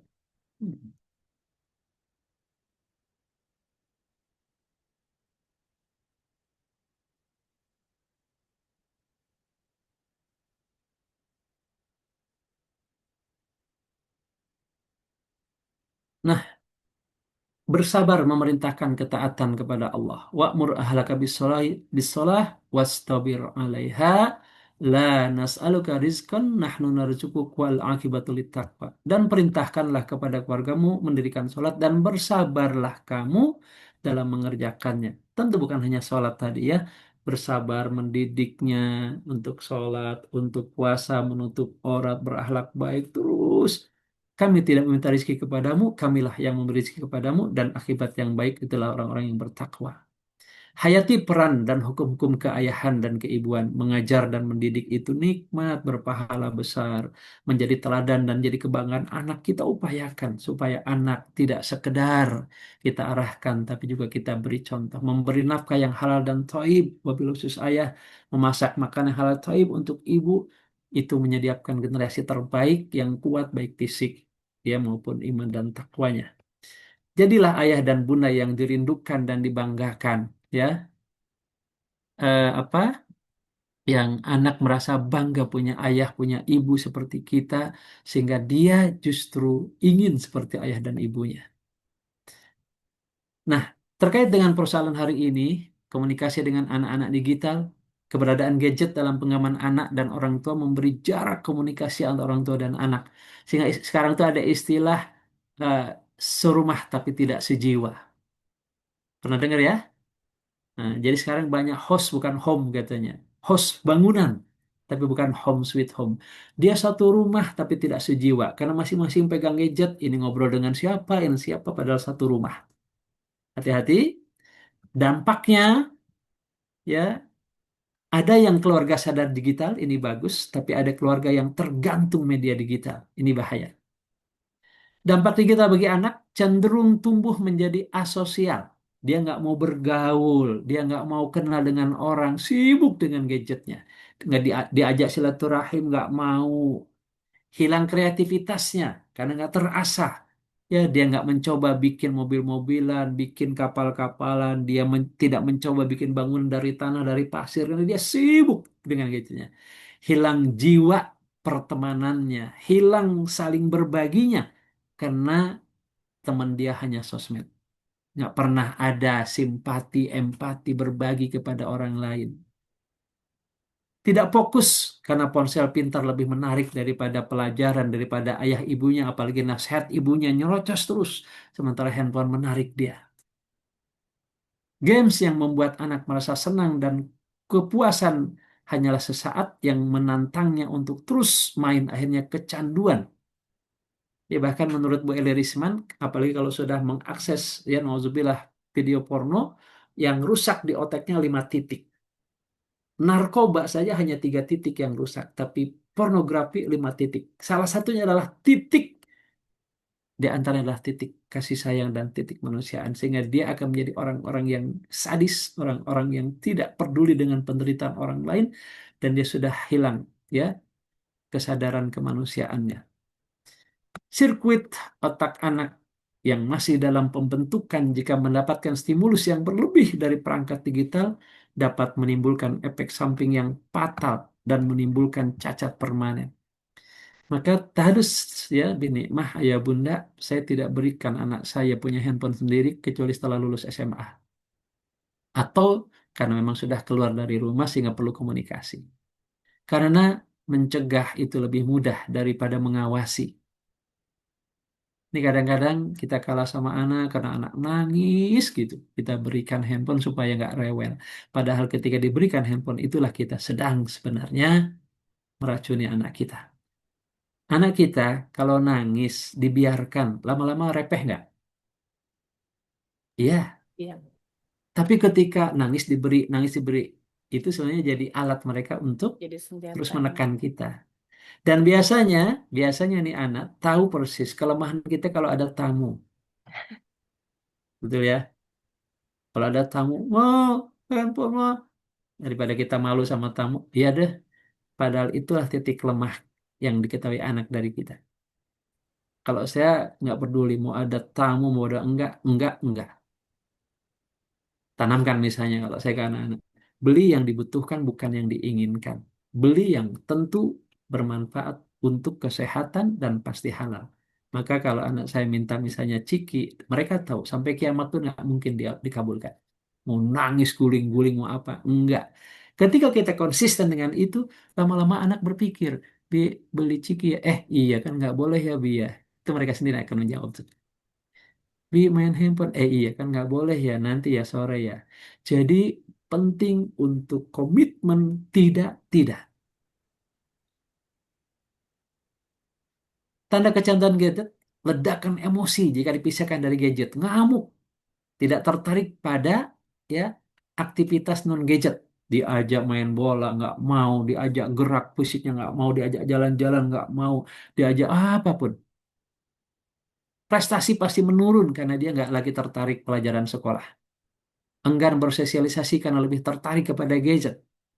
Rutinitas terganggu, pola makan terganggu, minum terganggu, pola tidur terganggu, ke kamar mandi terganggu. Dia tahan tuh BAKnya karena asik main gadget. Pokoknya kacau sudah pola hidupnya. Dia berbohong mengenai penggunaan gadget. Ayo kamu nonton apa? Ayo. Enggak. Main ini. Biasa berbohong lama-lama tuh. Dan topik pembicaraan dengan teman-temannya pun pasti sekitaran gadget, games.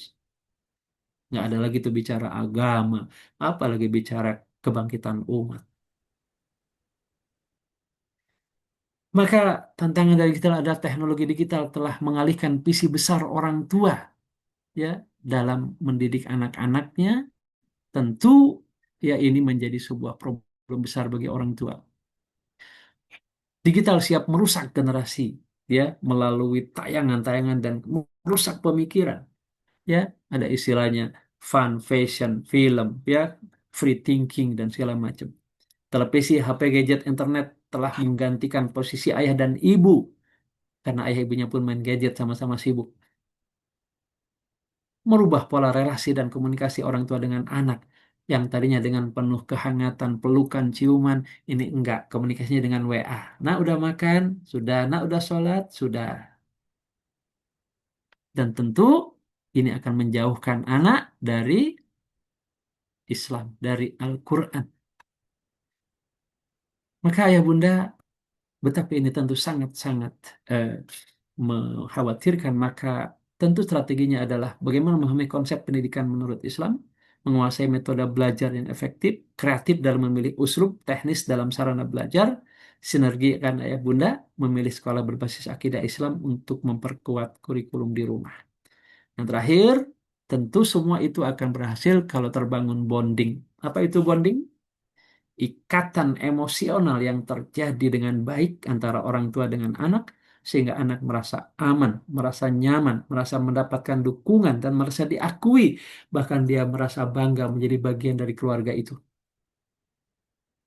Kalau saya punya konsep ad-du'ah dalam meraih bonding itu. Apa itu ad-du'ah?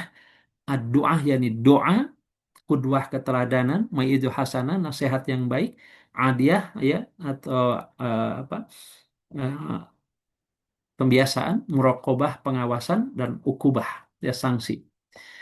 Apa itu yang maksud doa? Tentu kita andalkan doa untuk menjadikan anak-anak kita anak-anak yang soleh, anak-anak yang nurut, anak-anak yang baik. Terus doa di tengah malam, memohon kepada Allah. Ud'u rabbakum tadru'an wa khufyah, innahu la yuhibbul mu'tadin. Memohonlah kepada Rabbmu dengan merendahkan diri dan suara lirih lembut.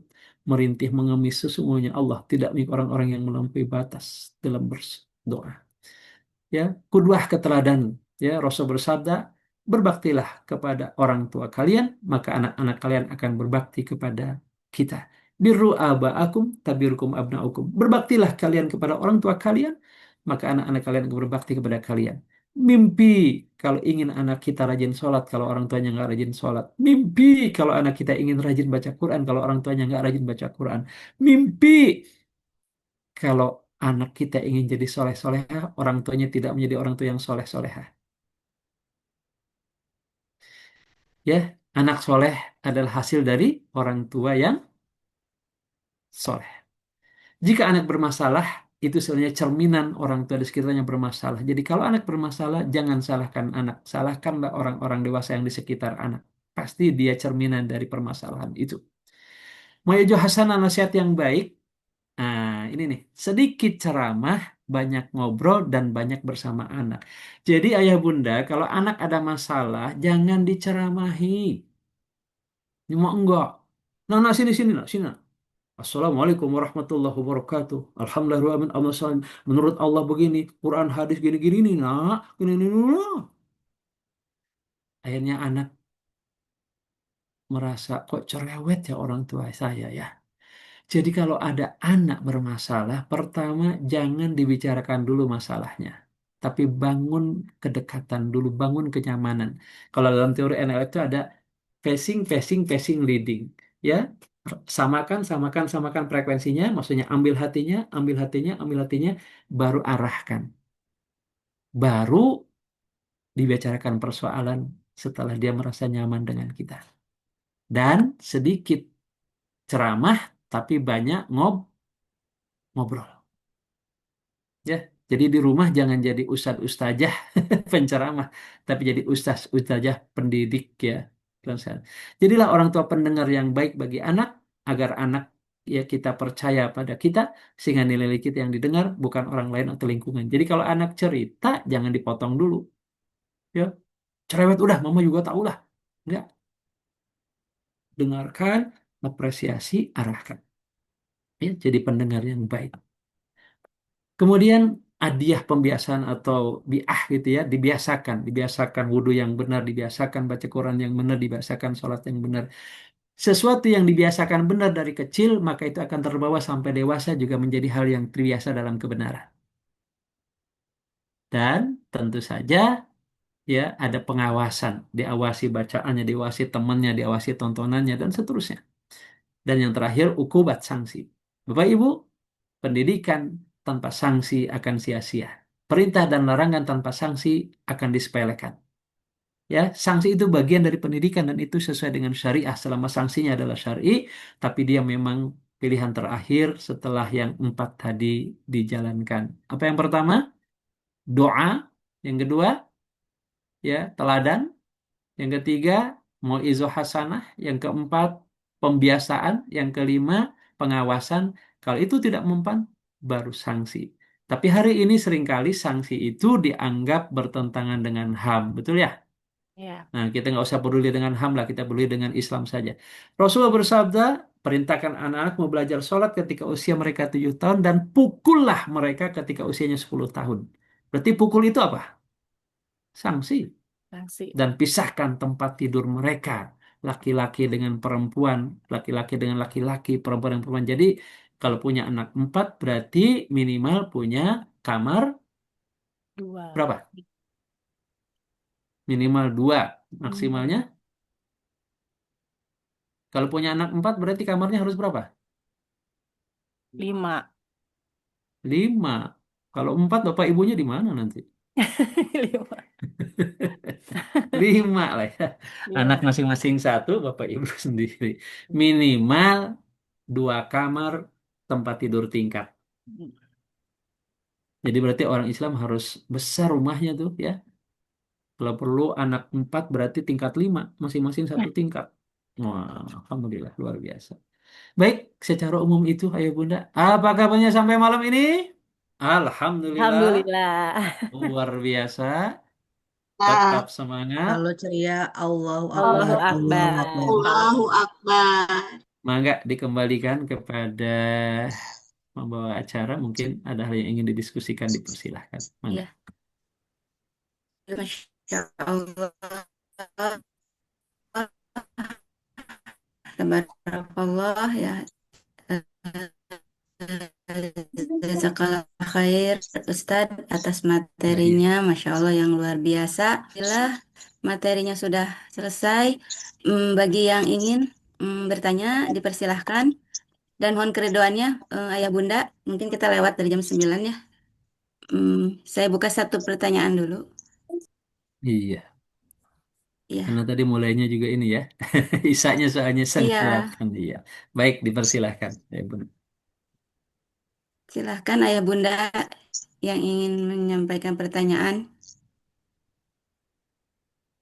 Aku Hafsah. Ya, Ya, silahkan. silahkan Bunda Sinka. Ya, Assalamualaikum warahmatullahi wabarakatuh, Pak Ustadz. Waalaikumsalam warahmatullahi wabarakatuh. Izin bertanya. Jadi tadi kan aku Silahkan. sempat menyimak kalau anak itu jangan dilibatkan dalam komunikasi orang dewasa gitu ya. Ya, Jujur kan saya sama suami kebetulan emang kerja ya, Pak Ustadz. Jadi ada di titik di mana ya emang ketika ada pertanyaan yang sebenarnya kita lagi di secara fisik agak lelah gitu ya, Pak Ustadz. ya, Nah, yang tadi tuh sempet tuh kecetuk yang kayak kata eh, ayah capek atau ibu capek gitu. Terus ada istilah juga menyebutkan untuk sekolah kalian gitu kasarnya ya. Nah, mm, ketika itu sudah terjadi dan terucap, Pak Ustadz, ya, apakah eh, kita bisa istilahnya kayak entah menarik kata-kata itu atau bagaimana caranya untuk baik. supaya anak-anak kita tuh tidak menganggap bahwa wah ternyata ibu ibu aku menganggap aku beban atau seperti apa gitu ya. Iya, iya, Ya, itu pertama. Yang kedua, eh, untuk membentuk anak yang soleh harus orang tua yang soleh juga gitu. Nah, iya, sebenarnya cara cara efektif seperti apa untuk menjadi orang tua yang soleh, Pak Ustadz? Terima kasih baik, banyak. Assalamualaikum baik. warahmatullahi wabarakatuh. Waalaikumsalam warahmatullahi wabarakatuh. Ya, jadi yang pertama lebih tepatnya adalah ketika kita menghadapi anak, jangan paksa anak memahami dunia orang dewasa. Ya, dunia disiplin, dunia kesadaran, dunia tidak disuruh-suruh, dunia kerja, dunia beban, itu kan dunia orang tua. Apalagi yang kita ajak ngobrol anak TK, SD gitu ya. Kecuali mungkin kalau anak kita sudah SMA kuliah masih bisa di dibawa dalam konteks seperti itu. Tapi terutama anak-anak yang TK, SD, maka kita yang harus masuk ke dunia mereka. Toh mereka dijelaskan bahwa kerja itu capeknya, duit itu susah untuk sekolah kamu nggak akan paham. Yang mereka paham adalah dunia mereka apa sih? Bermain, disayangi, ya kan? Kita masuk ke situ. Nah, kalau sudah terlanjur, tentu di samping kita beristighfar memohon ampun kepada Allah, karena kita sudah dalam tanda petik ya, kita sudah menyakiti milik Allah, kita minta maaf ke anak kita, ya kalau dulu pernah berucap seperti itu, dan tentu setelah itu kita coba menahan diri untuk tidak ya eh, mengatakan hal-hal yang memaksa anak mengerti dunia kita. Karena memang anak belum pernah jadi dewasa itu. eh ini tidak mudah ya. Ini pernah ada kasus begini. Ada anak itu setiap salah itu dihukum dikurung di kamar mandi. Tiap salah dikurung di kamar mandi sama orang tuanya. Sampai akhirnya itu terbawa, sampai SMA pun dia nggak berani masuk kamar mandi kecuali kalau pintunya dibuka dan ada orang yang nunggu di depan kamar mandi. Trauma dengan kamar mandi. Ada kejadian dia camping, nah itu kan nggak mungkin gitu dibuka ya kamar mandinya dan ada orang yang nungguin. Disitulah dia bermasalah luar biasa. Apa solusinya? Waktu itu hanya disuruh sama ya, ustadznya itu, coba ibu minta maaf sama anak ibu setulus-tulusnya atas perlakuan ibu dulu ya, mengurung dia di kamar mandi tiap salah. Awalnya anaknya merasa keberatan memaafkan. Hanya begitu terus minta, tapi hanya mereka nangis berdua berpelukan dan anaknya memaafkan. Dan ini luar biasa, beres memaafkan itu, anaknya masuk kamar mandi sendiri, ditutup tanpa harus ditemani. Nah, itu jangan sampai maksudnya ada beban terbawa di pikiran, apalagi sampai trauma ketika omongan-omongan itu seperti betul sampai aduh, aku nih kayaknya jadi beban orang tua. Apalagi sampai nauzubillah ada pemikiran, jangan-jangan aku bukan anaknya ya. Bisa. Nah, maka itu harus di apa kalau bahasa itunya ya di install lah, diinstal ulang ya. Jadi meminta ampun kepada Allah, mohon maaf kepada anak, dan tentu mencoba untuk memperbaiki apa yang sudah terlanjur tidak baik. Nah, menjadi orang tua yang soleh tentu memang tidak bisa instan, tidak bisa juga bersifat ini. ya kita harus mencoba untuk menata ulang. Termasuk tadi saya sampaikan, tentu bekerja itu penting, tapi itu bukan yang paling utama dalam konteks menjadi orang tua. Apa tadi kewajiban utama ayah? Menyelamatkan diri dan keluarga dari api neraka, betul? Betul. Apa kewajiban utama ibu? Menjadi umun warabatul bait. Nah, kembali kepada fungsi itu, kembali kepada posisi itu, ya. Nah, terkait dengan rizki, ini kadang tergantung mindset man ibu, mohon maaf. Kalau kita menganggap, aduh kalau dua-duanya nggak kerja dari mana cukup, betul ya? Itu bisa nggak cukup beneran tuh. Karena gini dalam Islam mindsetnya, kalau tentang rizki ya kata Allah, yang pertama wajib memang bekerja keras, terutama ayah ya. Sungguh berdosa kata Rasul jika seorang ayah atau suami tidak mencurahkan kemampuannya untuk menafkahi keluarganya. Betul, dari sisi itu bekerja keras. Tapi bekerja keras di porsi waktu kerja. Ya, jangan kerja mengambil waktu keluarga, kerja mengambil waktu ibadah itu yang nggak boleh. Tapi fokus kerja di waktu kerja, kerja keras di waktu kerja. Yang kedua kata Allah terkait dengan rezeki, fokus beribadah. Wahai manusia, fokuslah engkau beribadah kepadaku. Ya, hilangkan atau putuskan kata ulama urusan duniamu. Ya, wadhkur isma rabbika wa tabattal ilaihi tabtila. Sebut nama Tuhanmu dan fokus beribadah kepada Tuhanmu sefokus-fokusnya. Yang putuskan urusan dunia, fokus beribadah. Jika engkau itu lakukan, kata Allah dalam diskusi, kupenuhi dadamu dengan kekayaan dan kuhilangkan tanganmu dari kefakiran. Jika engkau tidak lakukan itu, kupenuhi dadamu dengan kesibukan dan tidak kuhilangkan tanganmu dari kefakiran. Dan yang ketiga, terkait dengan rezeki, kata Allah apa? Tingkatkan ketakwaan. Wa may yattaqillaha yaj'al lahu makhraja wa yarzuqhu min haitsu la yahtasib. Siapa saja yang bertakwa kepada Allah, nurut kepada Allah, Allah jadikan baginya jalan keluar dari berbagai kesulitan dan Allah berikan rezeki dari arah yang tidak dia sangka-sangka. Jadi urusan rezeki bukan semata urusan kerja keras kita, tapi urusan perkuat ibadah, urusan perkuat ketakwaan. Kenapa? Karena yang punya rezeki adalah Allah. Jadi jangan kita ngejar-ngejar rizki Allah, tapi yang punya rizkinya tidak kita datangi dengan baik. Yang punya rizkinya tidak kita taati. Yang punya rizkinya tidak kita fokuskan beribadah kepadanya. Kalau kita takwa nurut kepada Allah, fokus beribadah kepada Allah, walaupun mungkin kerja kita tidak terlalu keras pun, Allah akan mudahkan rizki kita. Nah, jadi kalau ingin menjadi orang tua soleh, tata ulang peran kita sebagai orang tua. Tata ulang ya fungsi-fungsi kita. Karena kalau kita menempatkan fungsi, tugas utama saya mencari nafkah, ya sudah, berarti fungsi utama sebagai penyelamat pendidik keluarga nggak berjalan. Dan itu nggak jadi orang tua yang soleh. Ya, secara ringkasnya mungkin begitu, tapi tentu butuh pembahasan yang panjang, maka itu butuh untuk menata ulang mindset kita tentang fungsi utama orang tua dan bagaimana kita ya menjadi teladan bagi anak-anak kita dalam kesolehan. Ya Allah alam bisawab.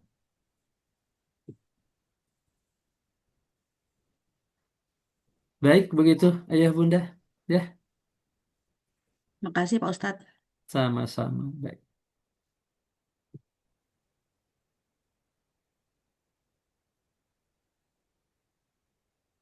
Bagaimana? Ya, Ya, bagaimana? ada Alhamdulillah, yang Bunda raise hand. Sinta. Baik. Sudah terjawab Ya, ya, Bunda Sinta. baik. Ya, Alhamdulillah. cukup. Eh, Mangga dibuka satu pertanyaan lagi, Ayah Bunda. Dari siapa nih? Yang raise hand dari Malik kelas 1, Bunda Malik. Ya, Ya, Bunda Malik. Assalamualaikum. Bapak. Ayah. Semangat. Waalaikumsalam warahmatullahi wabarakatuh. Kasih Ustadz. Baik. Minta tolong sebagai perwakilan ayah deh. Gimana sih tipsnya buat ngatur waktu sementara Iya, kita kan sibuk mencari nafkah iya, dan kita pun sebagai kepala sekolah iya, wajib menyusun kurikulum yang paling terbaik ya buat di rumah ya. iya. Kadang itu aja sih minta tolong tipsnya deh. Baik, Terima kasih. baik sama-sama. Iya, yang pertama tadi coba kita tata ulang mindset kita. Berarti tugas utama saya bukan nyari nafkah. Tugas utama saya adalah sebagai penyelamat diri dan keluarga dari apa namanya sebagai pendidik, sebagai kepala sekolah, berarti membuat kurikulum. Nah, itu tentu dengan memperbanyak kita ikut kajian atau konsultasi mungkin dengan guru-guru apa yang harus disiapkan di rumah, nanti disinkronkan dengan sekolah ya. Ini memang tidak sederhana, artinya tidak waktu dalam singkat. Artinya kita diskusikan lagi dengan mungkin para ustadz atau segala macam apa yang harus saya lakukan di rumah untuk mendidik anak. Itu yang pertama. Yang kedua, harus komit untuk meluangkan waktu. Katakanlah kalau waktu kerja kita Senin sampai Jumat, anggaplah sampai malam gitu ya, 24 jam, maka Sabtu Ahad kalau bisa fokuskan untuk anak, untuk keluarga. Ya, atau bagilah misalnya.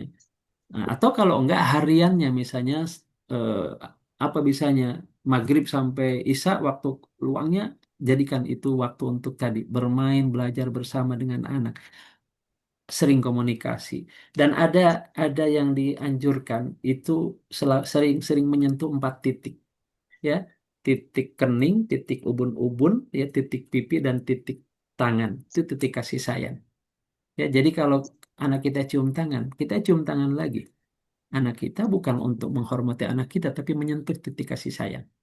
Ya, kening, ubun-ubun, pipi, dan tangan. Itu sentuhan kasih sayang. Artinya sering bermain, sering berjalan bersama, sering ngobrol gitu ya, penuh keakraban. Itu harus dibangun terus. Sehingga ada istilah quality time dengan anak. Dia tidak harus menghabiskan banyak waktu, tapi harus ada diagendakan quality time. Ya, sehingga dengan begitu ada kedekatan, ada kenyamanan, dan ketika ada masalah, anak pasti akan ceritanya ke kita. Ya, jadi jangan habiskan semua waktu untuk mencari dana dengan mengabaikan fungsi utama sebagai kepala sekolahnya rumah. Tetapi sekali lagi posisikan dana itu adalah wajib dan penting untuk menyediakan sarana dan prasarana pendidikan serta juga menyehatkan ya anggota rumah dan itu dibutuhkan iya. Tapi kan tadi tugas kepala sekolah bukan hanya nyari dana, bahkan yang utama bukan nyari dana. Yang utama adalah dia mengawal ya pelaksanaan visi misi dan kurikulum di sekolah. Jadi secara ringkasnya itu, tapi tentu secara lebih mendalamnya perlu didiskusikan lagi ya. Kira-kira bentuk kurikulumnya apa sih? Realnya tentu secara ini ya akidah, ibadah, akhlak, pakaian, makan, minum. Itu dulu paling utama di rumah. Ya, dan pergaulan, sedikit pergaulan. Jadi akidah pun tentu lebih ke arah mengenalkan Allah, ya mengenalkan Rasulullah itu bentuk-bentuk kekuasaan Allah dengan cara misalnya ngajak anak-anak ke pantai atau ke kebun binatang, ke taman safari, tapi disitulah melatih anak untuk mengagumi kebesaran Allah. Ya, kemudian mungkin dibacakan atau diceritakan sirah-sirah Rasul, ya, perjuangan Rasul, ya, pengorbanan Rasul, kemudian diajarkan ibadah-ibadah yang memang sudah dibiasakan yang betul tadi, diajarkan wudhu. Jadi bukan hanya diajarkan, diawasi, dilatih gitu ya. Di Talus Binimah, eh, saya dan teman-teman ada semacam apa ya sekolah after school gitu untuk pembinaan itu bentuknya begitu. Jadi diajarkan wudhu, kemudian dilatih, diulang-ulang, diawasi, dilatih, ulang-ulang, diawasi sampai betul-betul dia terbiasa yang betul. Begitupun baca Qurannya, begitupun sholat gerakan bacaannya, dilatih, diawasi, diulang-ulang sampai dia terbiasa dengan yang betul. Karena kita yakin yang baik kalau dibiasakan dari kecil akan terbawa sampai dewasa. Nah, itu tugas itu harus dijalankan, ya. Ayah terjun langsung dia bersama ibu. Mungkin secara garis besar begitu ya. Ya insya Allah kalau memang dibutuhkan tentu ada apa harus ada penjelasan lebih eh, jauh. Tapi sekali lagi fungsi kepala sekolah itu jangan ditinggalkan ya, terutama membangun visi misi dan kurikulum serta mengawasi pelaksanaan kurikulum itu di rumah yang dijalankan oleh istri atau oleh ibu. Wallahu a'lam bishawab.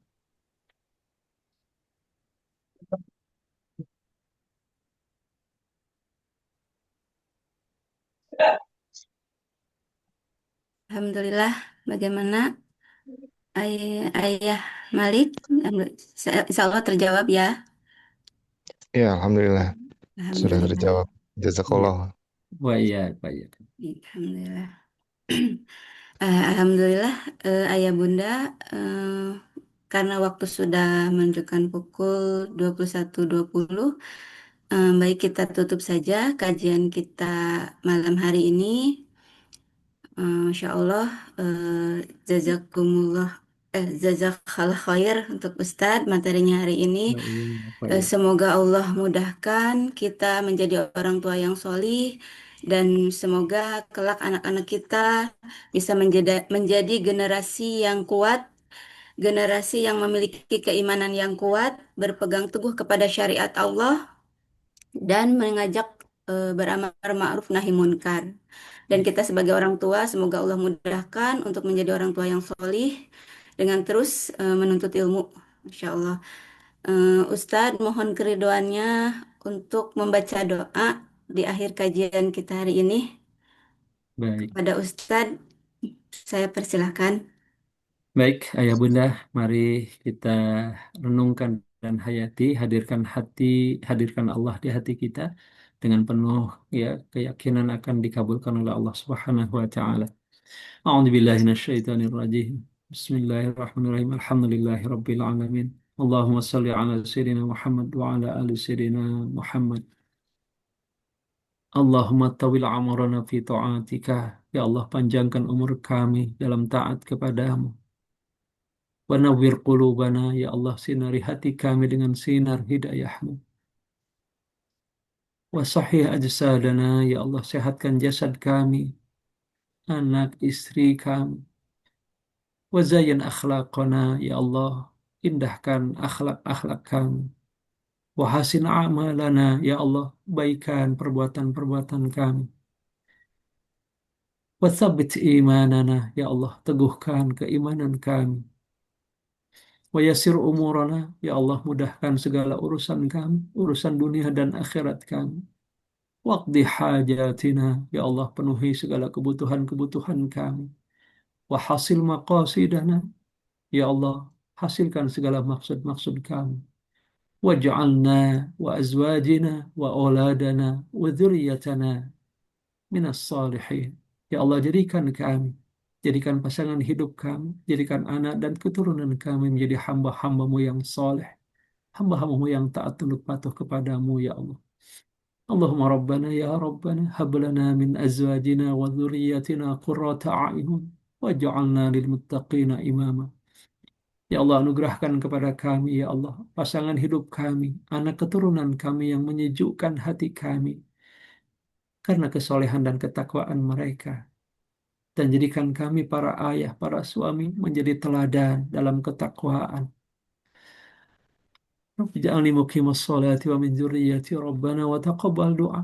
Ya Allah, jadikan kami termasuk di antara orang-orang yang mampu menegakkan sholat. Dan jadikan kami serta anak istri kami juga mampu menegakkan sholat dengan baik, ya Allah.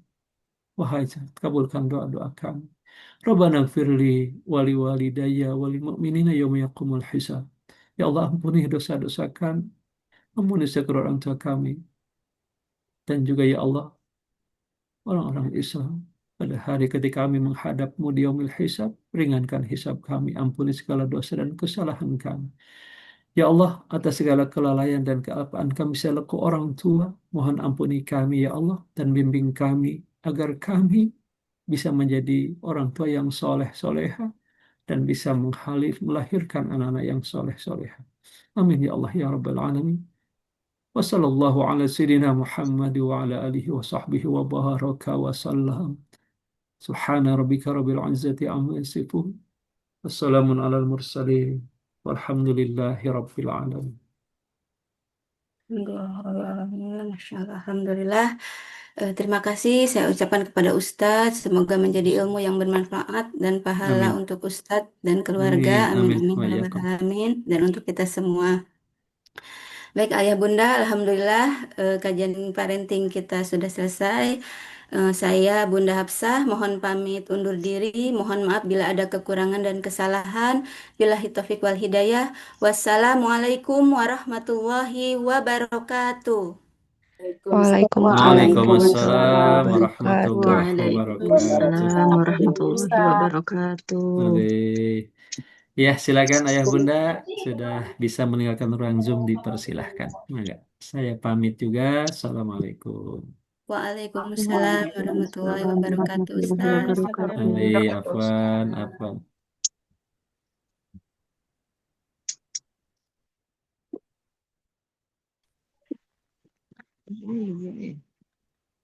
Dokumentasi dulu, Bun, tidak? Oh Iya, nggak iya, udah minta tadi lupa kenapa? ya Bu. Lupa Bu. Nggak ada di Ada, rundown ada. jadi lupa. Boleh Bu, siapa yang mau foto? Ustadznya udah nggak ada. Gak apa-apa, Apa-apa yang ada aja. bisa diselip. Enggak, nanti bisa diitik. Bu Fitri bisa di ini, Bu Fitri di apa di screenshot Screenshot, ini iya. apa layar? Heeh. Oke, On-cam dulu semuanya. ya, 1, On. 2, Udah malah nggak bisa on. 3. Cheese. Nggak bisa on. Ya, udah, Bun. Syukran untuk semuanya. Terima kasih untuk Jazakallah. Jazakumullah khairan. Bunda-bunda ya. ya. Terima kasih. Assalamualaikum.